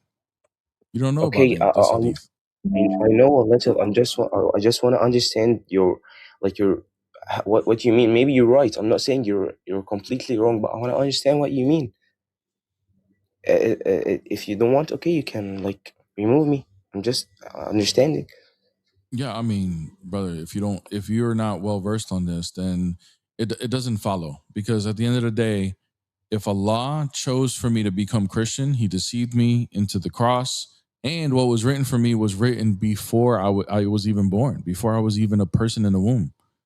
Therefore, He Yeah, but chooses. Like, yeah, it's that's not up to written for me. you, bro. That's written for you, because Allah knows what gonna happen. But He didn't. He didn't Then why do you have to took your write it? free will from What's you. the point of writing it if it's already going to happen? Because that's Allah. I don't like. I don't know why, but like you can ask someone who know. No, but they don't know either, brother. They don't. Like the Let's thing just the thing focus on is, our they'll point. say the same thing you're saying. Oh, it's because All right, he I knew. can search. It's because it's And I because come. hold on. I They'll say the same thing. He knew what was going to happen. If he knew what was going to happen, then what does it mean for him to write? Like, why does it need okay. to be I will search written? for it. Okay, I will search for it. I can come like. What's your success? What time you open live? Every morning, 7 a.m. Eastern Standard Time, till 9. 7, So yeah, like go look it up. Come back 7 a.m. in tomorrow. which country? In Come America, United States, New York time, 7 a.m. till what? till 9 a.m. All right. I'll be back tomorrow. All right, have a good day. Guys, don't forget to hit my beautiful, amazing, gorgeous queen a follow. Peace Apologetics. Make sure you sub to her channel, the YouTube, and make sure you guys hit her a follow on TikTok as well. Really appreciate it. She's tagged in every one of my videos, so you guys can go check that out. We have a second video ready for her channel, and we're about to film a third and a fourth very, very soon. So make sure you guys stay tuned. Go sub to her channel, turn on notifications. Really appreciate it. What's up, bro? What faith are you, and why is Christianity a problem? Yeah, I'm a Muslim and I think Christianity is problematic. Okay, why? Yeah, because it takes us to atheism, basically. Okay, bro. I'm gonna ask again for the third time. Why? Yeah, because if we read the Bible, we see the amount of disrespect to God. So we can start from Genesis and we can go. Disrespect according to what standard? Yeah, according to my standard. Okay, I don't care about your The opinions, absolute brother. monotheism. I would like something that's objectively a problem. Well, I didn't finish. According to rationalism and our minds, how we see God in our That's all mind. subjective, brother. So I No, don't it's care. I not don't subjective. care. I don't care about. No, it's not I don't care subjective. about how you look at God in your own It's not mind. I subjective. want to know. I want an objective reason I'll as tell to you why it's not there's a subjective. problem. I'll tell you it's not, why it's not. Are you going to be able to provide an objective reason why Christianity is a problem, or is this going to be just your opinion? Because I'm not interested. No, I'm not giving you my opinion. Okay, good. Okay, so give me an objective reason why Christianity is a problem. Okay, so if you go to Numbers 23, we see that it says God is not a man who can lie, who can flaw, who can have deficiency as a human. Mm-hmm. So God is almighty. He doesn't have deficiency. He doesn't have lack of knowledge. He doesn't have lack of power. He doesn't have lack of anything. But if we read the in Genesis, I think it's Genesis 6 it says God regrets creating humans. Mm-hmm. And also in Genesis, it says God had a wrestle match with Jacob and he lost. You got to go one at a time, brother. You're gonna shotgun points. You got to go one at a time. Which point do you want to start with first? Wherever you like. You choose. But you're the one presenting it's not like this. a point. It's just like introduction. These are all different points, brother. You need to go one point at a. Hey, Yusuf, pick one point and argue from it, dude. These verses all point to one thing. Okay, yeah, I understand that it's going to point to your thesis, but these are different points that will point towards your thesis. So I would like to know which one, brother. Which one do you want to start with first? Wherever you like. Brother, if you don't choose, I'm moving on to the next guest. Wherever you like. Which verse you want to start? Have a good day, brother. Have a good day. Yeah, run away. Get out of here, clown. I'm giving you the chance to present the argument. You don't want to do it, dude. Get out of here, bro. Waste of time. Don't waste my time. Don't waste my time. Yo, What's hello. up? What's up, bro? I believe that Christianity is a problem because it leads you to hell, According to what standard? according to the Islamic standard. Okay, I don't care about the Islamic standard. Why should I care about that? Because your religion has no better quality than Islam on any regard. And can you prove me wrong on that? I just want to know why I should care about the Islamic standard. Because Islam's a superior religion to your religion in every way. So, Can you prove that? yes, let's choose any standard. For example, textual preservation. There is like a consensus among scholars that the Quran is better preserved than the Bible. Is that true? According to what standard is it better preserved? According to what standard? Mhm. Yes, when we say better preserved, we mean that the original writings have stayed the same. They have not changed, they have not been altered. They've changed. Yeah, I mean, according to your guys' own history, things have been changed in the past. What has been changed? Are you going to tell me when Uthman burned the manuscripts? Yeah, it says that people were changing them, right? Yes, So there was a the change. faulty manuscripts were burnt. Yes, of course. Okay, how do we verify that the manuscript we have right now is the original? Because we have very, very early manuscripts that date within a few years of the Prophet's death. Like what? The Birmingham manuscript, for example. Is that the whole Quran? No. So then how do we verify the rest? We have more and more manuscripts that I think we have one full one around 40 years after the Prophet's death. Full Quran. And how do we know this is the original? How do we know this is the original? Yeah. We're not going to have a definitive answer. We're going to just raise the probability. How does it raise the probability? How do we know that this manuscript is a full one 40 years after is not one of the altered ones that Uthman was trying to burn? Yes, because it follows a... Wait, do you believe that the burning of Uthman is a historical event? Like, do you accept it as a historical event? According to your... I mean, I'm going off of your paradigm. I'm trying to see why this is superior, but yeah, sure. I'll accept it right now. So when you talk about textual criticism, if we have a bunch of manuscripts over thousands of different manuscripts over thousands of different locations, and they're all saying the same thing, that's just going to raise the probability very high. Yeah, but the majority of the manuscripts you guys have are after a controlled set of manuscripts, a controlled tradition, meaning there was somebody that came in and controlled the copying, which was Uthman. So I want to know, how do we know that the one that's being controlled to be copied is the original? That's my question. How do we know that the ones that Uthman burnt are not the original? No, how do we know that the one that you brought up a manuscript that exists? I don't even know if that's true, but I'll just go with it. That there's a manuscript that exists 40 years after the Prophet that's a full Quran. How do we know that one is the original? How do you know that's exactly what the Quran is meant to contain? How do you know it's the original? I don't know. Am I speaking Chinese? How do you know it's the original one? It's not the original one. Okay. It's just I'm talking about I know the manuscript's not the original one. I mean, how do you know that what is copied is the original, like the original language of the Quran? Oh, the original language is Arabic. So how do we know that what's written is original? How do you know the words in Arabic on that manuscript are the original non-corrupted words? Yes, okay. That's what I told you. You have to cross-reference with many, many more different manuscripts. For example, the Birmingham manuscript is dated a few years after the Prophet's death. This is what scientists approximate. So if we have the same Quran, so we don't know about the rest. Okay, it raises the probability. I'm not telling you there's 100% Quran.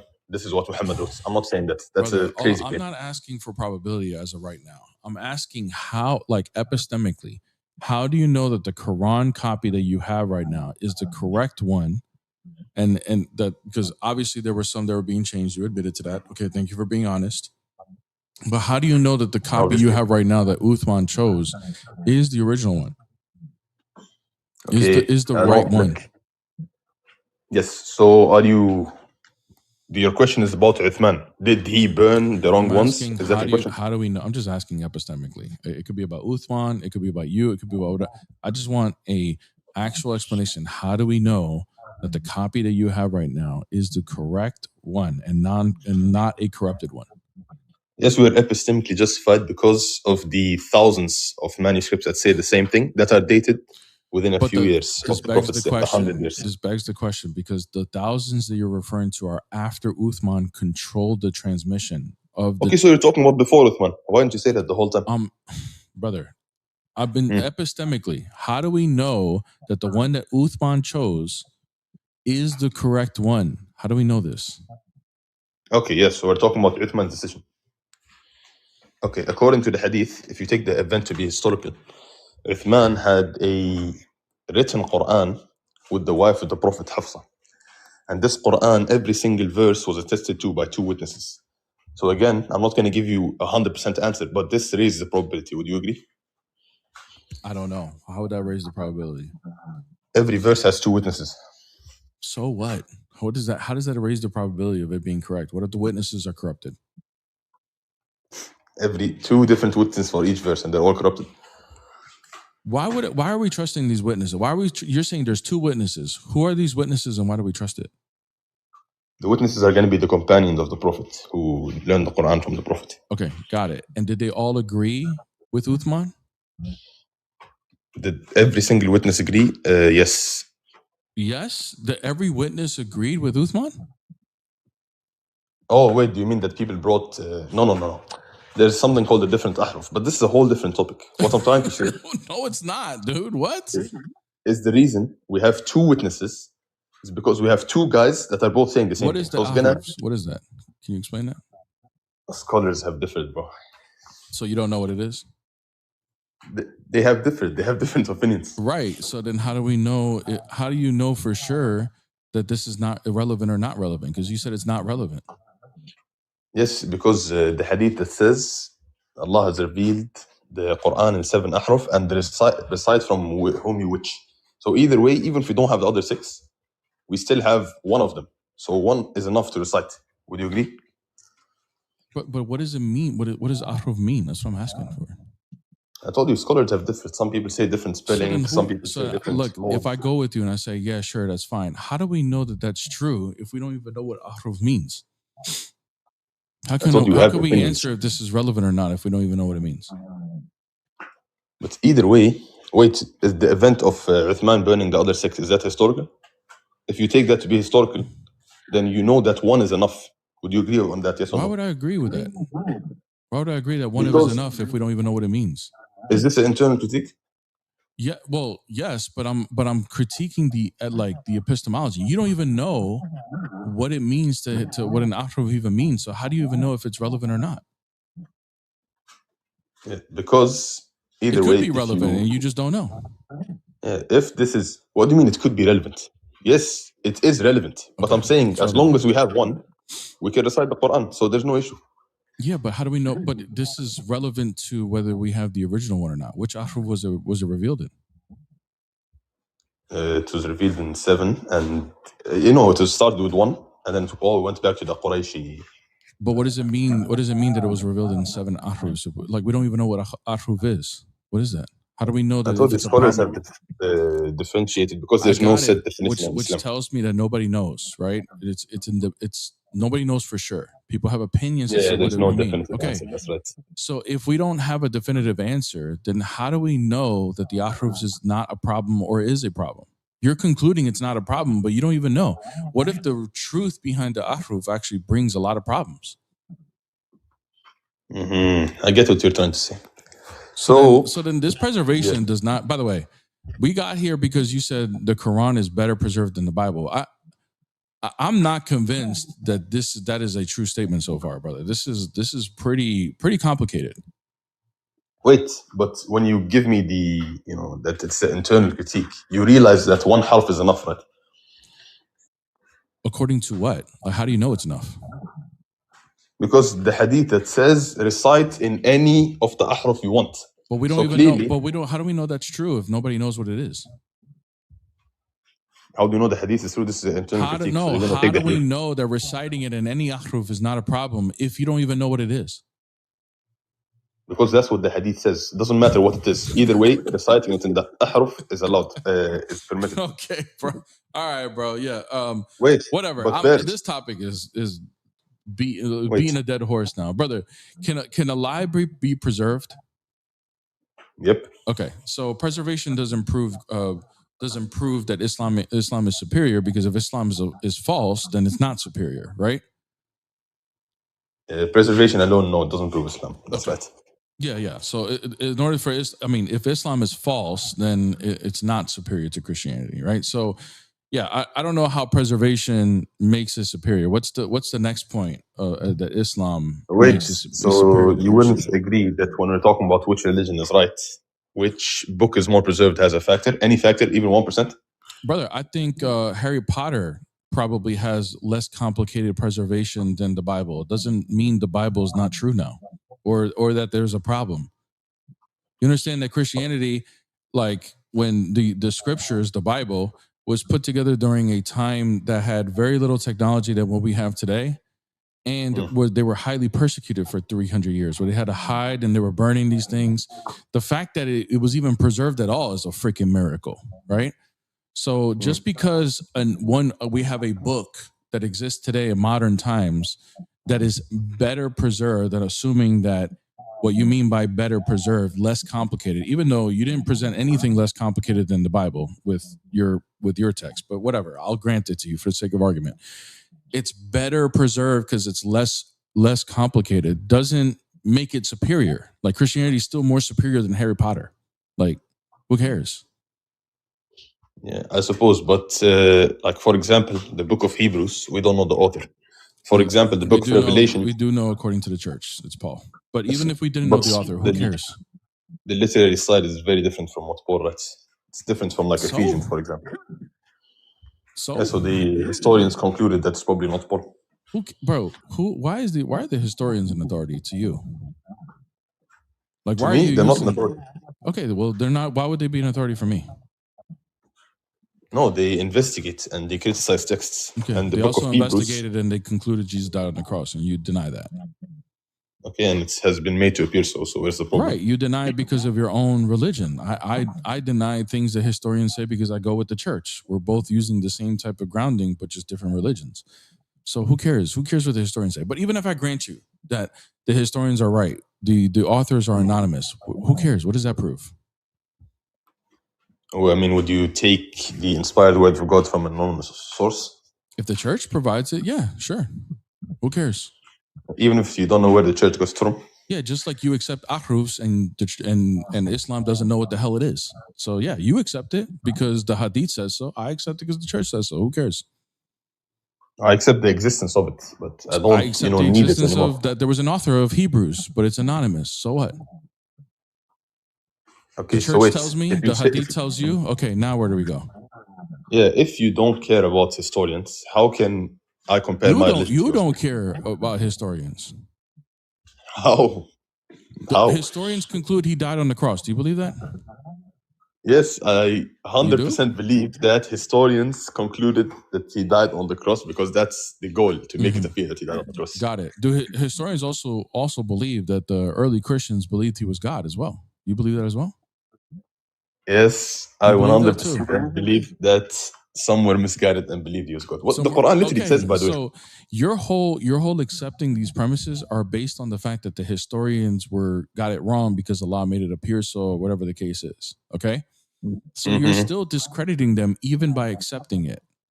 You're only accepting it on the premise of that they were deceived. What if they were? You're not going to accept that they were correct, though, right? Yeah, of course. Okay, so once again, you're still discrediting them. So why? I don't understand what you're bringing up historians, and if I grant you everything historians say about it being anonymous, what does it prove about Christianity? What does it prove? What's the problem? It proves that they come from anonymous sources, meaning we don't know who wrote them, meaning we don't know if the contents are actually divinely inspired. Like Mark, Matthew, Luke, and John, we know these people had authority to write. They learned from the apostles or whatever.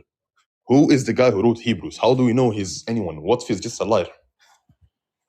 We know who wrote what because of the church. The church tells us who wrote it. Okay, the church claims Paul wrote it. The church claims Paul wrote it. Do you agree with that? Yes. And the literary style, that's so different. Can Paul write in two styles? Yes, especially if he has a scribe. Oh, he has a scribe. Okay, that's interesting. Okay, They had scribes. Right? So wait, which metric does, in your opinion, and use history because we can't use theology? It's gonna be a waste of time. That Christianity is better than Islam. Give me one metric.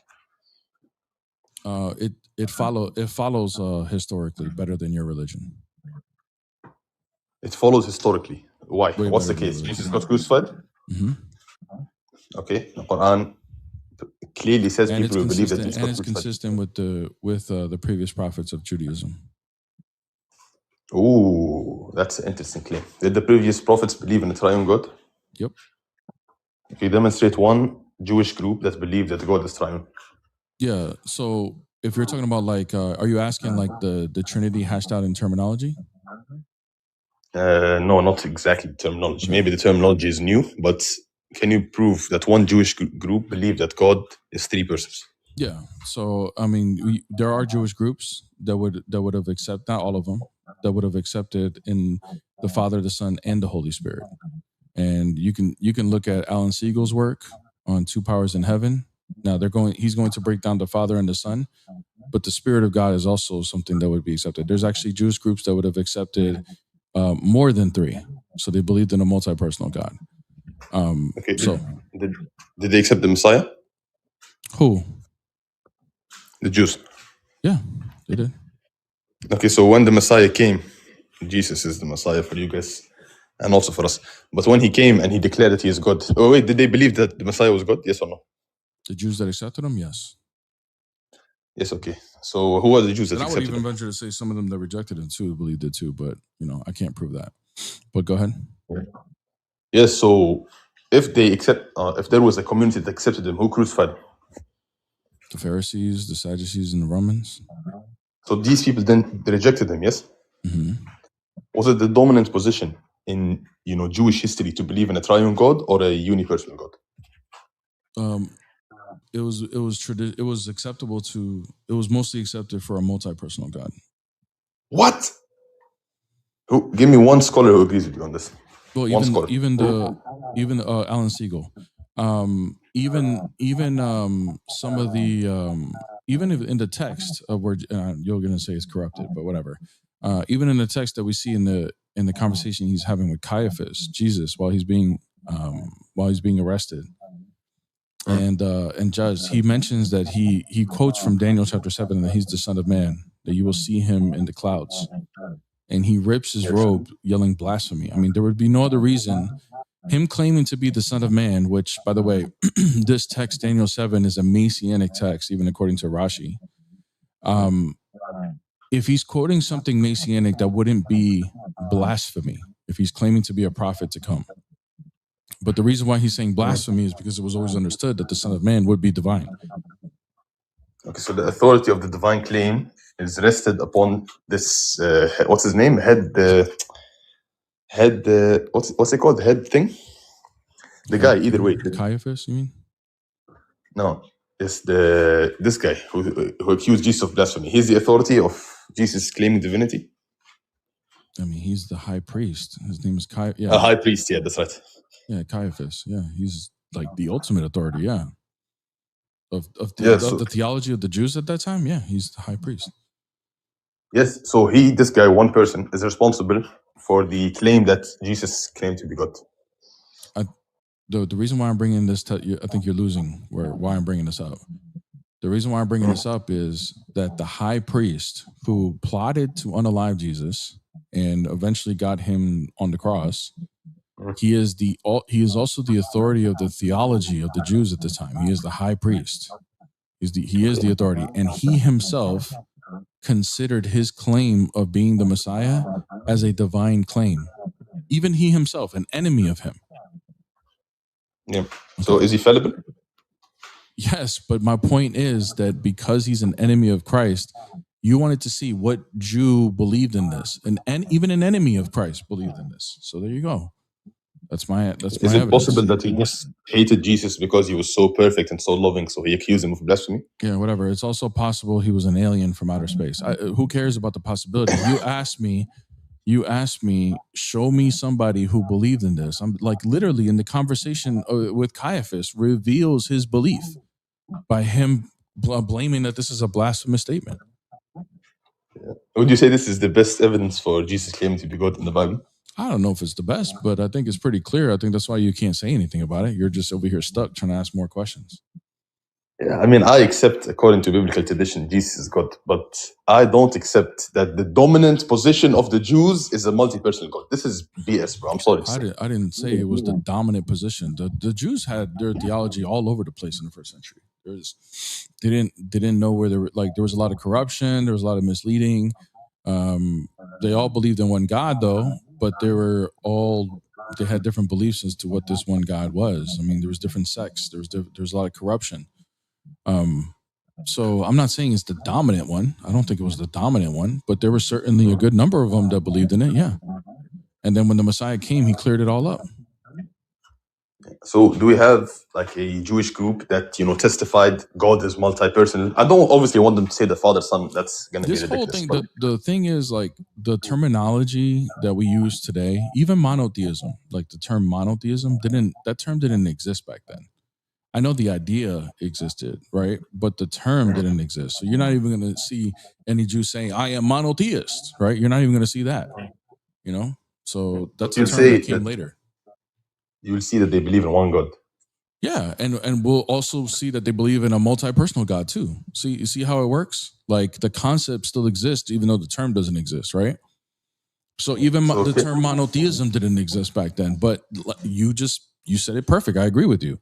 Just because the word monotheist didn't exist, you can still show that they believed in one God. Well, I mean, now the question is, what kind of monotheism do they follow? Do they follow a unipersonal monotheism or multi-personal? Okay, well, I'm not going to show you anywhere where it says we believe in a triune multi-personal God. We're not going to show you anything like that because those terms didn't exist. But we can show you that they, in the Torah or in the Tanakh, that they believed in one God, and this one God was multi-personal. And even show you where the Messiah would be even divine. I know the verses like in Isaiah and stuff. But my question, and it's okay if you can't do it, just can you name me one group specifically that were known to believe God's multi-personal in any terminology? The people who follow like the Kabbalah tradition. You can look at Kabbalah. So what are they called? Kabbalic Jews? The Kabbalists, I think, is what they were called. But they follow like it's Jewish mysticism. Like they believed in the Kabbalah, and the Zohar is the writing that they believed in. So they were deemed like not everybody believed them, so they were called heretics, and I would even say they're heretics because they believed in something that is not identical to Christianity. However, they believed in the concept of of God being multi-personal, for sure. So it existed then. Now they won't say multi-personal because, like as we discussed, the terms didn't exist. But if you study what they believed in, they certainly believe God is one and multi-personal. There's no question. Yeah. So did the Jews at that time make takfir of them, or some of them did? Yeah. Mm-hmm. So but they were deemed heretic. By some Jews, yeah, they did. There was issues, but some of these Jewish mysticism beliefs were like it was debated. Like they still had issues with it because it is very clear in the text that he is, and they make a case. Alan Siegel, who is an Orthodox Jew and a scholar, he passed away years ago. He wrote like he studied this, and you can read about it in his book, Two Powers in Heaven. Okay. Is he a Christian? I just said he's Orthodox Jew. Oh, he's a Jew, and he believes that there are some groups that Jesus claims that there's a his whole work was to prove to Jews that the Christians did not make this up. This is something that is rooted in Judaism. Another scholar, Daniel Boyarin, who's still alive today, he's an Orthodox Jew as well. He believes in the same thing. And if I asked you for like a passage, you tell me, for example, Isaiah 53. I mean, Isaiah 48 would be a good one. Isaiah 53 just shows that the Messiah dies. Isaiah 9:6. Yeah, I mean, those are pretty clear. Yeah. And like, do you think it's a problem that your theology rests on like, how do I say it, interpreting, very vague words of Jesus, like I'm the first and the last, I'm the Alpha and Omega? First and last is not vague, and you don't even believe that. Yeah, of course, according to our tradition, whoever the first and the last, Allah. But for you guys, That's true too. That's something we agree on. First and last is only the Creator, the Most High God. But is first and last used anywhere else in the Bible? Not for anybody other than the Creator. So is it used at all? Like, is the term first and the last used at all? Not for anybody other than the Creator. Yes, and no, but there's one verse that says first and the last. Oh, you're talking about like in reference to the Creator? Yes. Yeah, in Isaiah. There's one verse. Yeah, in Isaiah. You want me to show you too? Yeah, go ahead.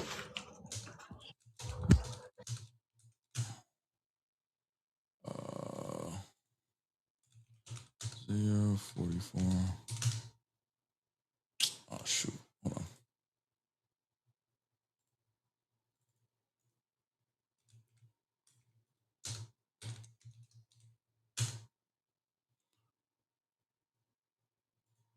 Right there. Thus say the Lord, the King of Israel, and his Redeemer, the Lord of hosts. I am the first and the last. Beside me, there is no God. This is Isaiah 44? It's verse 6, yep. And Damn. also Isaiah 48.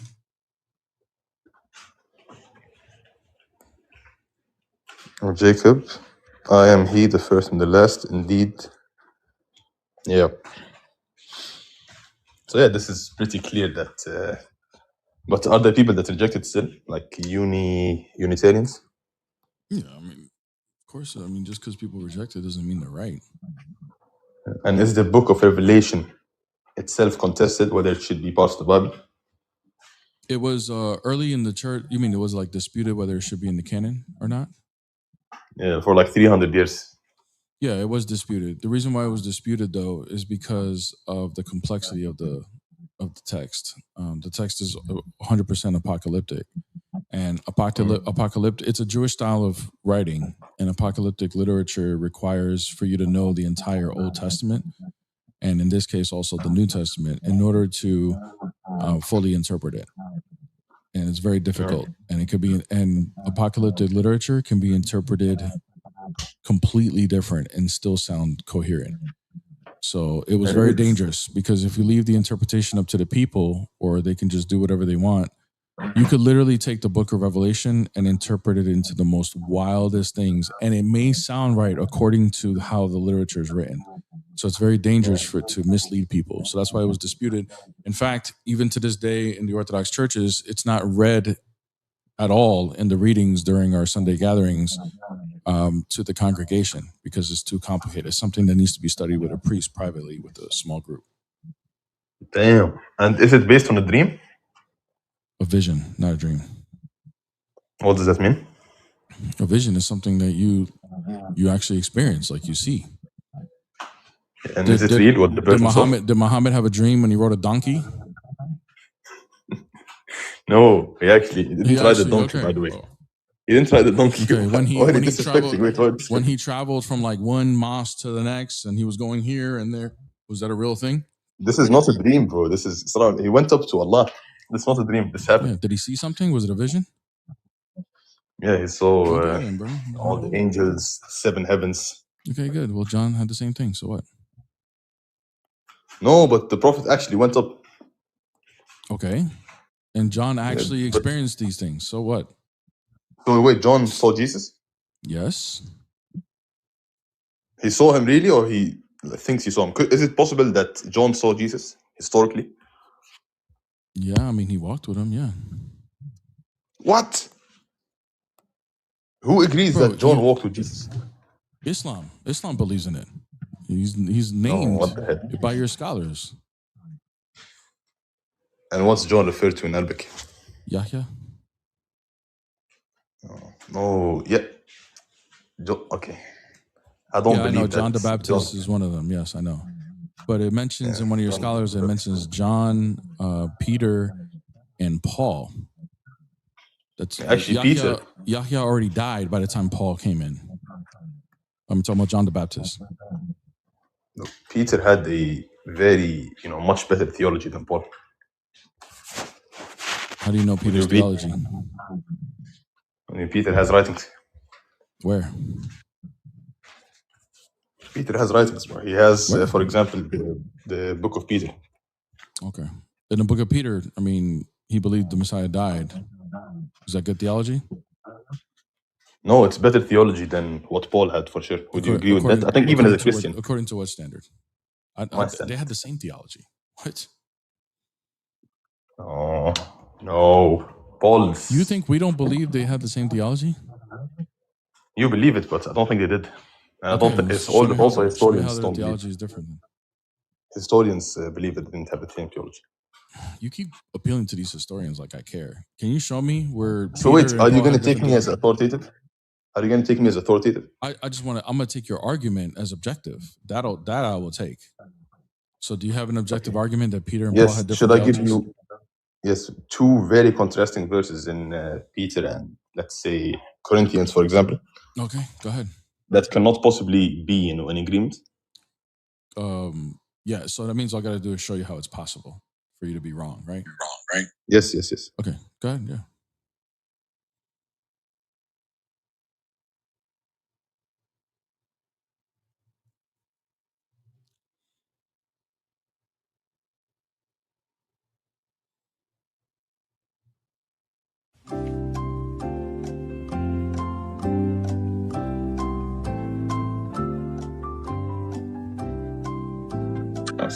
Stop. You got it? Yes. So open up Galatians 2:11. Okay. This is when he disagreed with Peter sitting with Gentiles. Yep. Okay. Now, when Peter had come to Antioch, I withstood him to his face because he was to be blamed. Okay. What? So again, Paul accuses Peter of not acting consistently with the Gospels. How does that mean that they have two different theologies? There are two different views on one event. They don't have different views. What's the different view? Wait, why did Peter withdraw from meeting with Gentiles? Because he saw the other Jews that were going to criticize him. Oh, is it not based on a law? No. Okay, so why did Paul say what you're doing is not acting consistently with the gospel? Because the Gentiles are grafted into this new covenant, and he was worried about the other Jews, the Torah-observing Judaizers, going to criticize him. So then he left. Okay, so did Peter get one aspect of the gospel wrong according to Paul? He didn't get it wrong. He knew he was wrong for doing it. For example, have you ever done something where you were going to be embarrassed by a certain group of people, even though it was the right thing to do? Yes. Okay. So, like, for example, if a Muslim says, it's my time to pray right now. But if I pray right now, I know these group of people are going to make fun of me or say something to me, right? And they choose not to. Okay. Does that mean they're on the wrong theology, or does that mean they were just a fallible human? It just means they were a fallible human. Okay. This is the same situation. Peter knew what he was doing was right, but then he was worried about the critique of other people. So that doesn't mean he's got the wrong theology. It just means he makes mistakes. When I read it, it sounded like Paul was saying what Peter is doing is something haram. Is that right? No. So what it is that in the Old Covenant, the Gentiles are looked at as unclean, and especially the food that they eat is unclean because the Gentiles are allowed to eat unclean animals. But as you look in Acts chapter 10, Peter has a vision, and in the vision, the Gentiles are now made clean. He says, don't call anything common that I've made clean. This is Jesus speaking to him. And part of the Gentiles becoming clean means that in this new covenant, eating unclean animals are no longer a thing anymore. You can not eat it if you don't want to, but you can if you want to, because the animals being clean and unclean and eating them has been a separation of Jews and Gentiles. So now that the Gentiles are let in, you can eat with them, you can sit with them. It doesn't matter if you think they're unclean or not, because in the new covenant, they're allowed in.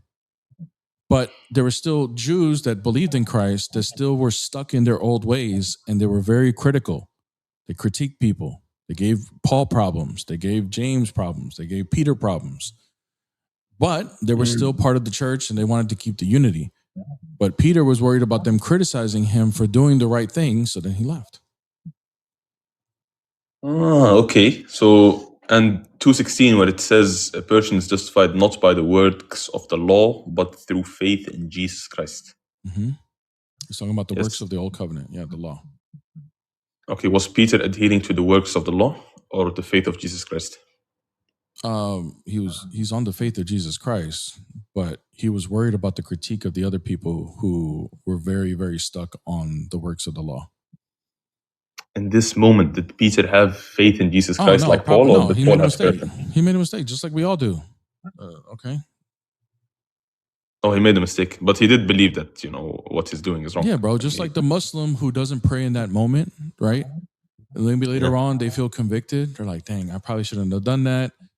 I don't know. Maybe they get takfired and retake their shahada, but it doesn't mean they stop believing in the theology because they had a moment of weakness, right? It didn't mean that Muslim stopped believing in Allah and Islam just because they were worried about what this person's going to say if I pray right now. It just means they make a mistake. You can say it's a mistake, but do we have Peter himself saying, "Oh, I made a mistake," or repenting, or saying, "Sorry, Paul, you're right"? Do we have anything like that? Do we need that? No, but this would strengthen your case a lot. I mean, we do have his letters that state Paul is a good brother and that people have trouble understanding the things he says, but he's very much in line with Scripture. Yeah, we have that. Notice, I think this is in 2 Peter, where he says it's like a beloved brother or something. Yeah, so we have that. So I mean, that would tell you that Peter and Paul, and they were both in Rome together. They got executed around the same time by the same person. So, I mean, right. Just because somebody has I mean, look, you guys takfir each other, even on TikTok. Bro, I pull out the popcorn when you guys go in on each other. So like, this person's not really a Muslim, and they open up lives and you guys start doing craziness, right? Does that, you guys correct each other all the time, right? But for some reason, this is an issue. I don't know. I mean, I don't think there's anything wrong with correcting your brother in something, you know what I mean? Peter made a mistake. And Peter was very much stuck in his ways. The other thing about Peter is Peter wasn't a scholar like Paul. Peter was just like a ghetto, in those days. He's from the hood, ghetto, poor, fisherman, non-educated. So all of this is still very, very, very new to him. Paul did this all his life. So he understood it quicker than he did. But that's kind of rude to Peter, by the way, the ghetto speech. Didn't he write 2 books, 1st and 2nd Peter? Yeah, well, the first one was more than likely scribed by somebody else because he mentions the person he's writing through. But yeah, no, I don't mean it like he's dumb. Bro, Peter comes from the same hood that Jesus came from. They're from the same area. So Jesus also came from a poor neighborhood. So I don't mean any disrespect by it. I come from a poor place. So we all do. Okay, so I don't mean it disrespectfully. I'm just saying Paul grew up in the story, the Torah. He was not only was he a scholar, he was a student of the best scholar at the time, and he was the top student of the best scholar at the time. So he understood the theology of this way faster than Peter. He understood it way better. Yeah, that's Paul. Okay, so then again, it's not like 100% proof, right? What we have. 100% proof of what? For the passage, it's not 100% proof that it's just Peter making a mistake. Oh, is it possible what you're claiming? Yeah, no. I mean, I don't know how this proves that they have different theologies, because that's what you were, or contradicting theologies, right? I don't know how that proves it. Okay, bro. I suppose to you your religion and to me my religion. We can see on the day of resurrection who's right. Okay. All right, bro. And if you have to read some books, bro, you have to read some books on history and stuff, because your Bible is contested on everything it claims is contested. Every gospel is contested. How is it contested? Every gospel, the Mark, Matthew, Luke, and John, all of them are contested. Passages in them that are not found. What is it contested? What's the issue? Historians say that some verses are not found in the earliest manuscripts. They're fabricated. there's literally, a whole verse that doesn't exist. John 5:4 doesn't exist. Do you know that? Yeah. So real quick, if some verses didn't exist in earlier manuscripts, how does that make it a fabrication? It doesn't make it 100%. Again, there's no 100% in history. It's like it raises the probability of a fabrication if we're not going to find. No, it doesn't. The verse in the earliest I mean, okay, if you want to hold the earlier manuscripts as being definitively authoritative, then yes, that increases the probability. But that reasoning doesn't make sense, because just because you don't have, like, for example, I can recite whole chapters of the Quran that are not available in the earliest manuscript you have. Therefore, it's a fabrication. You see how stupid that sounds? No, like I can't say like there's only 2 chapters in the Birmingham manuscript, which is the earliest manuscript you have. Okay? That's right. Okay. So if I say all the other 112 chapters are a fabrication, and the reason for it is because those chapters do not exist with the Birmingham manuscript, that's dumb. With John, like 5:4, for example, what's found in the earliest manuscript is not what is found in the newer manuscripts. So that's where the claim of fabrication comes. It's not that it's just not present. It's not found. The writing is not found. Okay, so you're saying it's different, because when you say not found, Yeah, you're different. Okay, because you got to be clear. Because when you say not found, like a lot of our early manuscripts are not full copies. Like there's pieces missing, just like the Birmingham is missing pieces, right? So, okay, so John 4, it says something different. What is it saying that's different? John 5:4, it's not the same in the earliest manuscripts and what you have today. Okay, so John 5:4, right? Yeah. Or are you talking about 1 John? No, not 1 John. Okay, all right, here we go. So for an angel went down at a certain time into the pool and stirred up the water. Then whoever stepped in first after the stirring of the water was made well of whatever the disease he had, okay? Yeah, is this what's found in the earliest manuscript? You tell me. You're the one bringing it out. What is it? What's found? Yeah, I'll tell you.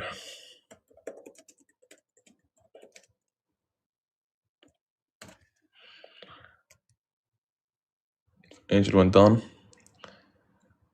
Am I quoting the right verse? The one? Oh yeah, read the footnotes. Some manuscripts include here, wholly in part, paralyzed. Okay. And they waited for the moving of the waters. So this right here, there's paralyzed is not there, or it is there, or what? It's not there in 5:4. Okay. Okay, how does this, if I grant you that someone added paralyzed, how does this change anything? It's 2 different events now. Oh my 2 different descriptions of an event. Okay, brother, you... Dude. I'm failing to see what's funny. Because, bro, how does it change the story at all? What do you mean? It's a different description of the event. So what? It's written by humans. So what? Okay, so which one actually happened? Brother, okay, here. If someone, I'm going to just make up a scenario, okay? But I'm going to use your prophet as a scenario, okay? If someone says, hey, Muhammad was wearing a black thobe, and when he did X, Y, and Z, okay, a certain event, and then somebody else says, well, I think it was gray. It was like black, but it was more grayish, so they described gray, right? A gray thobe. And when he did certain event X, Y, Z, does that now make the thing that they're attesting to, the thing that happened, false because they have 2 different details? Nope. Okay, so how does this fabricate what's being discussed? This is about the paralyzed guy that Jesus comes in and heals during the Sabbath, right? When he tells him to lift up his mat. That's this story. How does this fabricate, or how does this falsify anything about this story? No, it wouldn't falsify, but they'll say inconsistency in the details. That's normal when people are giving eyewitness testimonies. It's normal. And you'll find, wait, is it possible that there was an addition? Because this 5:4 specifically is not found. They find 5:5, they find 5:3, they don't find 5:4. So Okay. could it be added? Sure. If it's added on there, maybe because they heard it in an early tradition or whatever the reason is, I'm not even going to justify it. They added it in there. How does it change the story? I mean, if they added this verse, what makes you believe they didn't add many other verses? Well, I mean, if they're going to add verses, if they're going to add things to meet their needs, right? If they have an agenda to, I don't know, corrupt the scriptures or change it somehow, right? The stories. then we would see the change happen within those manuscripts. What change happened in the story? If we don't see any change happening in the story, then we can just chalk it up to a textual variance, which is not an issue. Textual variance. That's very good. Okay. When Jesus was on the cross, did he say, Father, forgive them for they do not know what they're doing? Yes. Is that found in the earliest manuscripts? You tell me, brother. No. Is that important theologically? Yes. Wait, but does earliest manuscripts dictate whether it's true or not, or fabricated? Is there any principle that correlates the earlier sources to it being more authentic? You got to answer my question, and let me be clear. Because before you weren't clear. When you say it's not there in the earliest manuscripts, you mean it's missing? Yes. Okay. So, once again, the example I gave you before, are you telling me, remember what I used with the Birmingham, are you telling me that if there's something missing in the earliest manuscripts, that means it was added? Yeah, but the issue is we have two chapters. If there's a new verse in the chapter... But can you answer the question? If there's something missing in an earlier manuscript, does that now conclude definitively that it's been added? No, it's not a definitive. It's just going to raise the probability. So where do you conclude that this is a fabrication just because it's not in an earlier manuscript that we have? Okay, I told you, because the earlier it is, the more likely it is to be true. That's not true. That's not even true for your own standard, dude. Earlier does not make it authoritative, dude. It could be earlier. Okay, earlier forgery. Watch this. Okay, were there manuscripts early on of the Quran that were being changed, that were corrupted before Uthman? Before Uthman, yes. Yes. That's right. Okay, good. Are there thousands of correct manuscripts after Uthman? Yep. Are the earlier manuscripts that were being changed authoritative over the later ones? The corrupted ones, nope. Thank you. So earlier doesn't make it authoritative because it could be wrong, right? But we have correct ones just as early. In your case, you don't have that. But it could be. You don't have full ones. No, you don't. But earlier ones could be wrong, right? Yep. That's why you don't hold to a standard saying earlier ones are authoritative, because they could be wrong.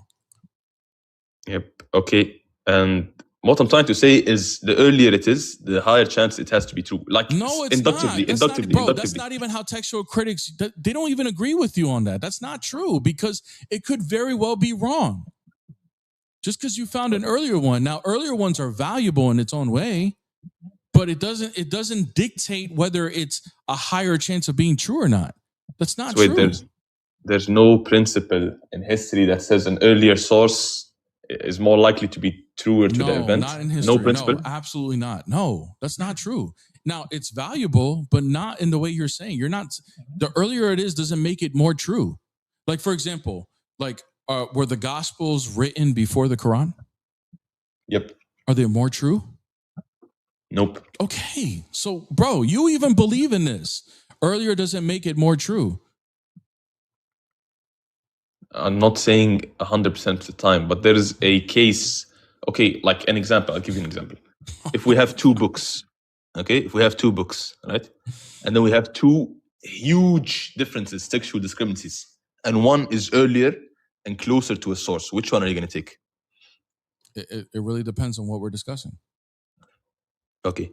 If the only information we have about these books is when they were written, which one will you take? The earlier one or the later one? It depends, bro. When we're looking at the history, you don't just go off of just one copy. You got to take the majority, the consensus. Now, earlier ones are valuable in its own way, for different ways of proving certain things. But having an earlier one doesn't ultimately dictate that it's true. You would need to take the whole thing. Okay, so there you go. So because you don't have all the information, you can't decide whether it's for sure going to be true or not. Like now, you're asking me which one I'd rather pick. Now you're going off of preference. Preference doesn't dictate which one's more true or not. You need more evidence. I would just say we don't know yet. We need more information in order to know. My preference is irrelevant here. It's just an opinion at that point. We literally agree. I'm not saying ultimate. I never said the word ultimate once.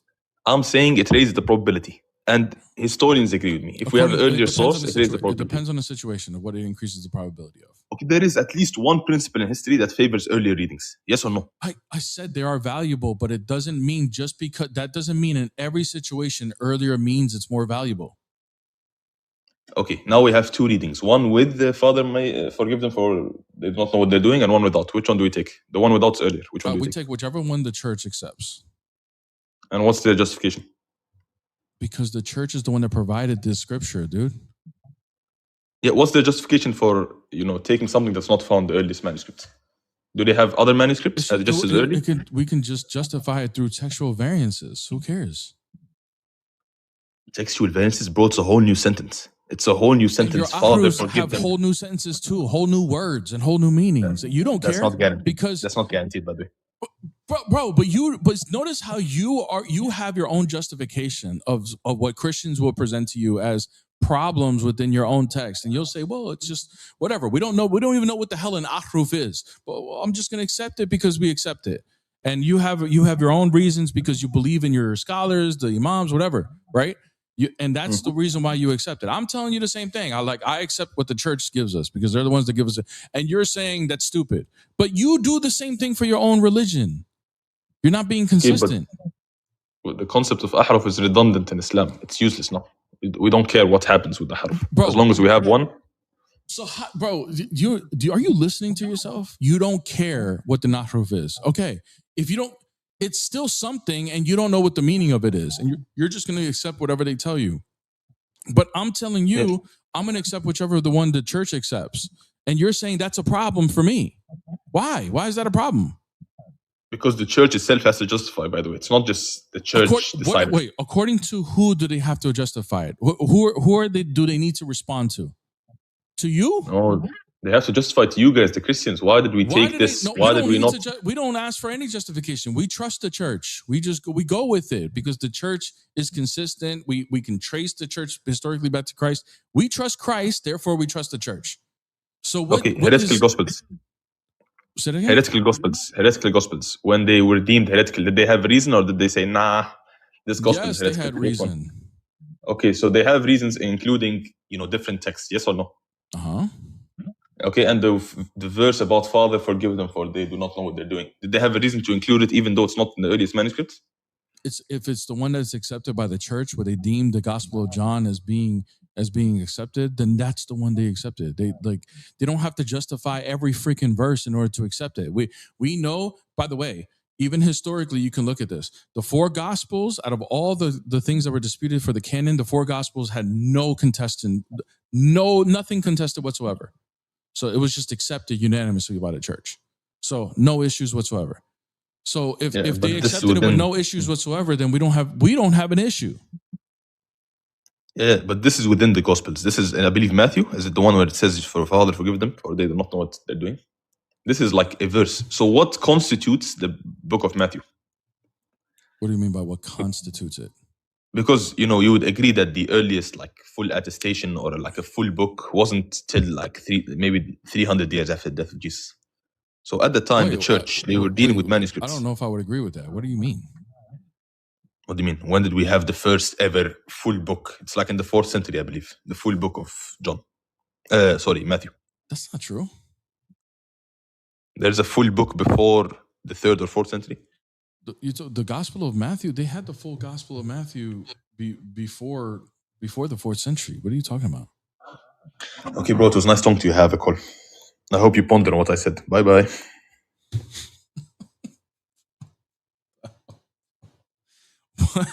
Who ends a conversation like this, bro?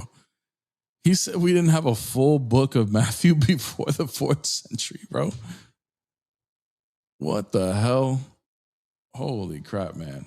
All right, guys. That concludes my time. Thank you, guys. Thank you, everybody, for the love. Thank you, guys, for the likes. 51,000 likes on TikTok. Thank you guys so much. Do me a favor. Hit my beautiful, amazing queen a follow. Peace Apologetics. We have launched her channel. We have one video up there. We need a couple more likes to hit to the 200 mark, and I'm dropping the next video. Next video is already filmed. It's being edited. It will be done very soon, but I want to drop it when we hit 200 likes. So do me a favor. Go hit that like button. I want to see a couple more likes by the time I end the live, okay? So hit a couple more likes for me if you guys. Go to different accounts if you want, whatever the case is. Get it to 200 so we can drop the next video. I also have 2 other videos planned for her next So basically 3 videos coming up. Okay. So do me a favor, go hit the like button, show her love. This is just a small glimpse of what's going to happen with this channel. I'm very excited. The reason why I'm called Peace's husband on YouTube is because I believe that her channel is going to blow up and surpass mine, which I wanted to do. Okay. Because I think her style of content is going to be for everybody. It's going to have a huge reach for people, not just the apologetic community. Okay. It's going to benefit you guys for sure. Okay. But it's not just going to be for the apologetic community. It's going to be for anybody looking into Christianity. And I'm really, really excited for it. It's going to be a very big reach. So do me a favor, go hit the like button, subscribe, do whatever it is you do. Okay. Engage, comment, do all that stuff. Okay. And hit the like button for sure so we can get to that 200 likes. Okay. Really, really appreciate it. Follow her on TikTok as well. Peace Apologetics. She's tagged in every one of my videos. Okay. And by the way, if you guys have been missing on my shorts and my clips and stuff like that, I got, looks like we're about to get started on dropping some shorts again and some viral content on my channel. So be on the lookout for that. Join the Discord. Discord is free. We just ended a year and a half, almost a little over a year Bible study of Matthew.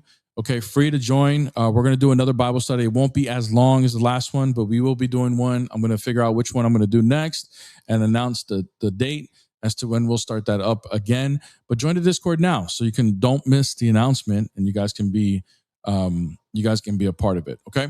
Anyways, love you guys. God bless every single one of you guys in the name of the Father, the Son, and the Holy Spirit, now and forever to the ages of ages. Amen. See you guys tomorrow.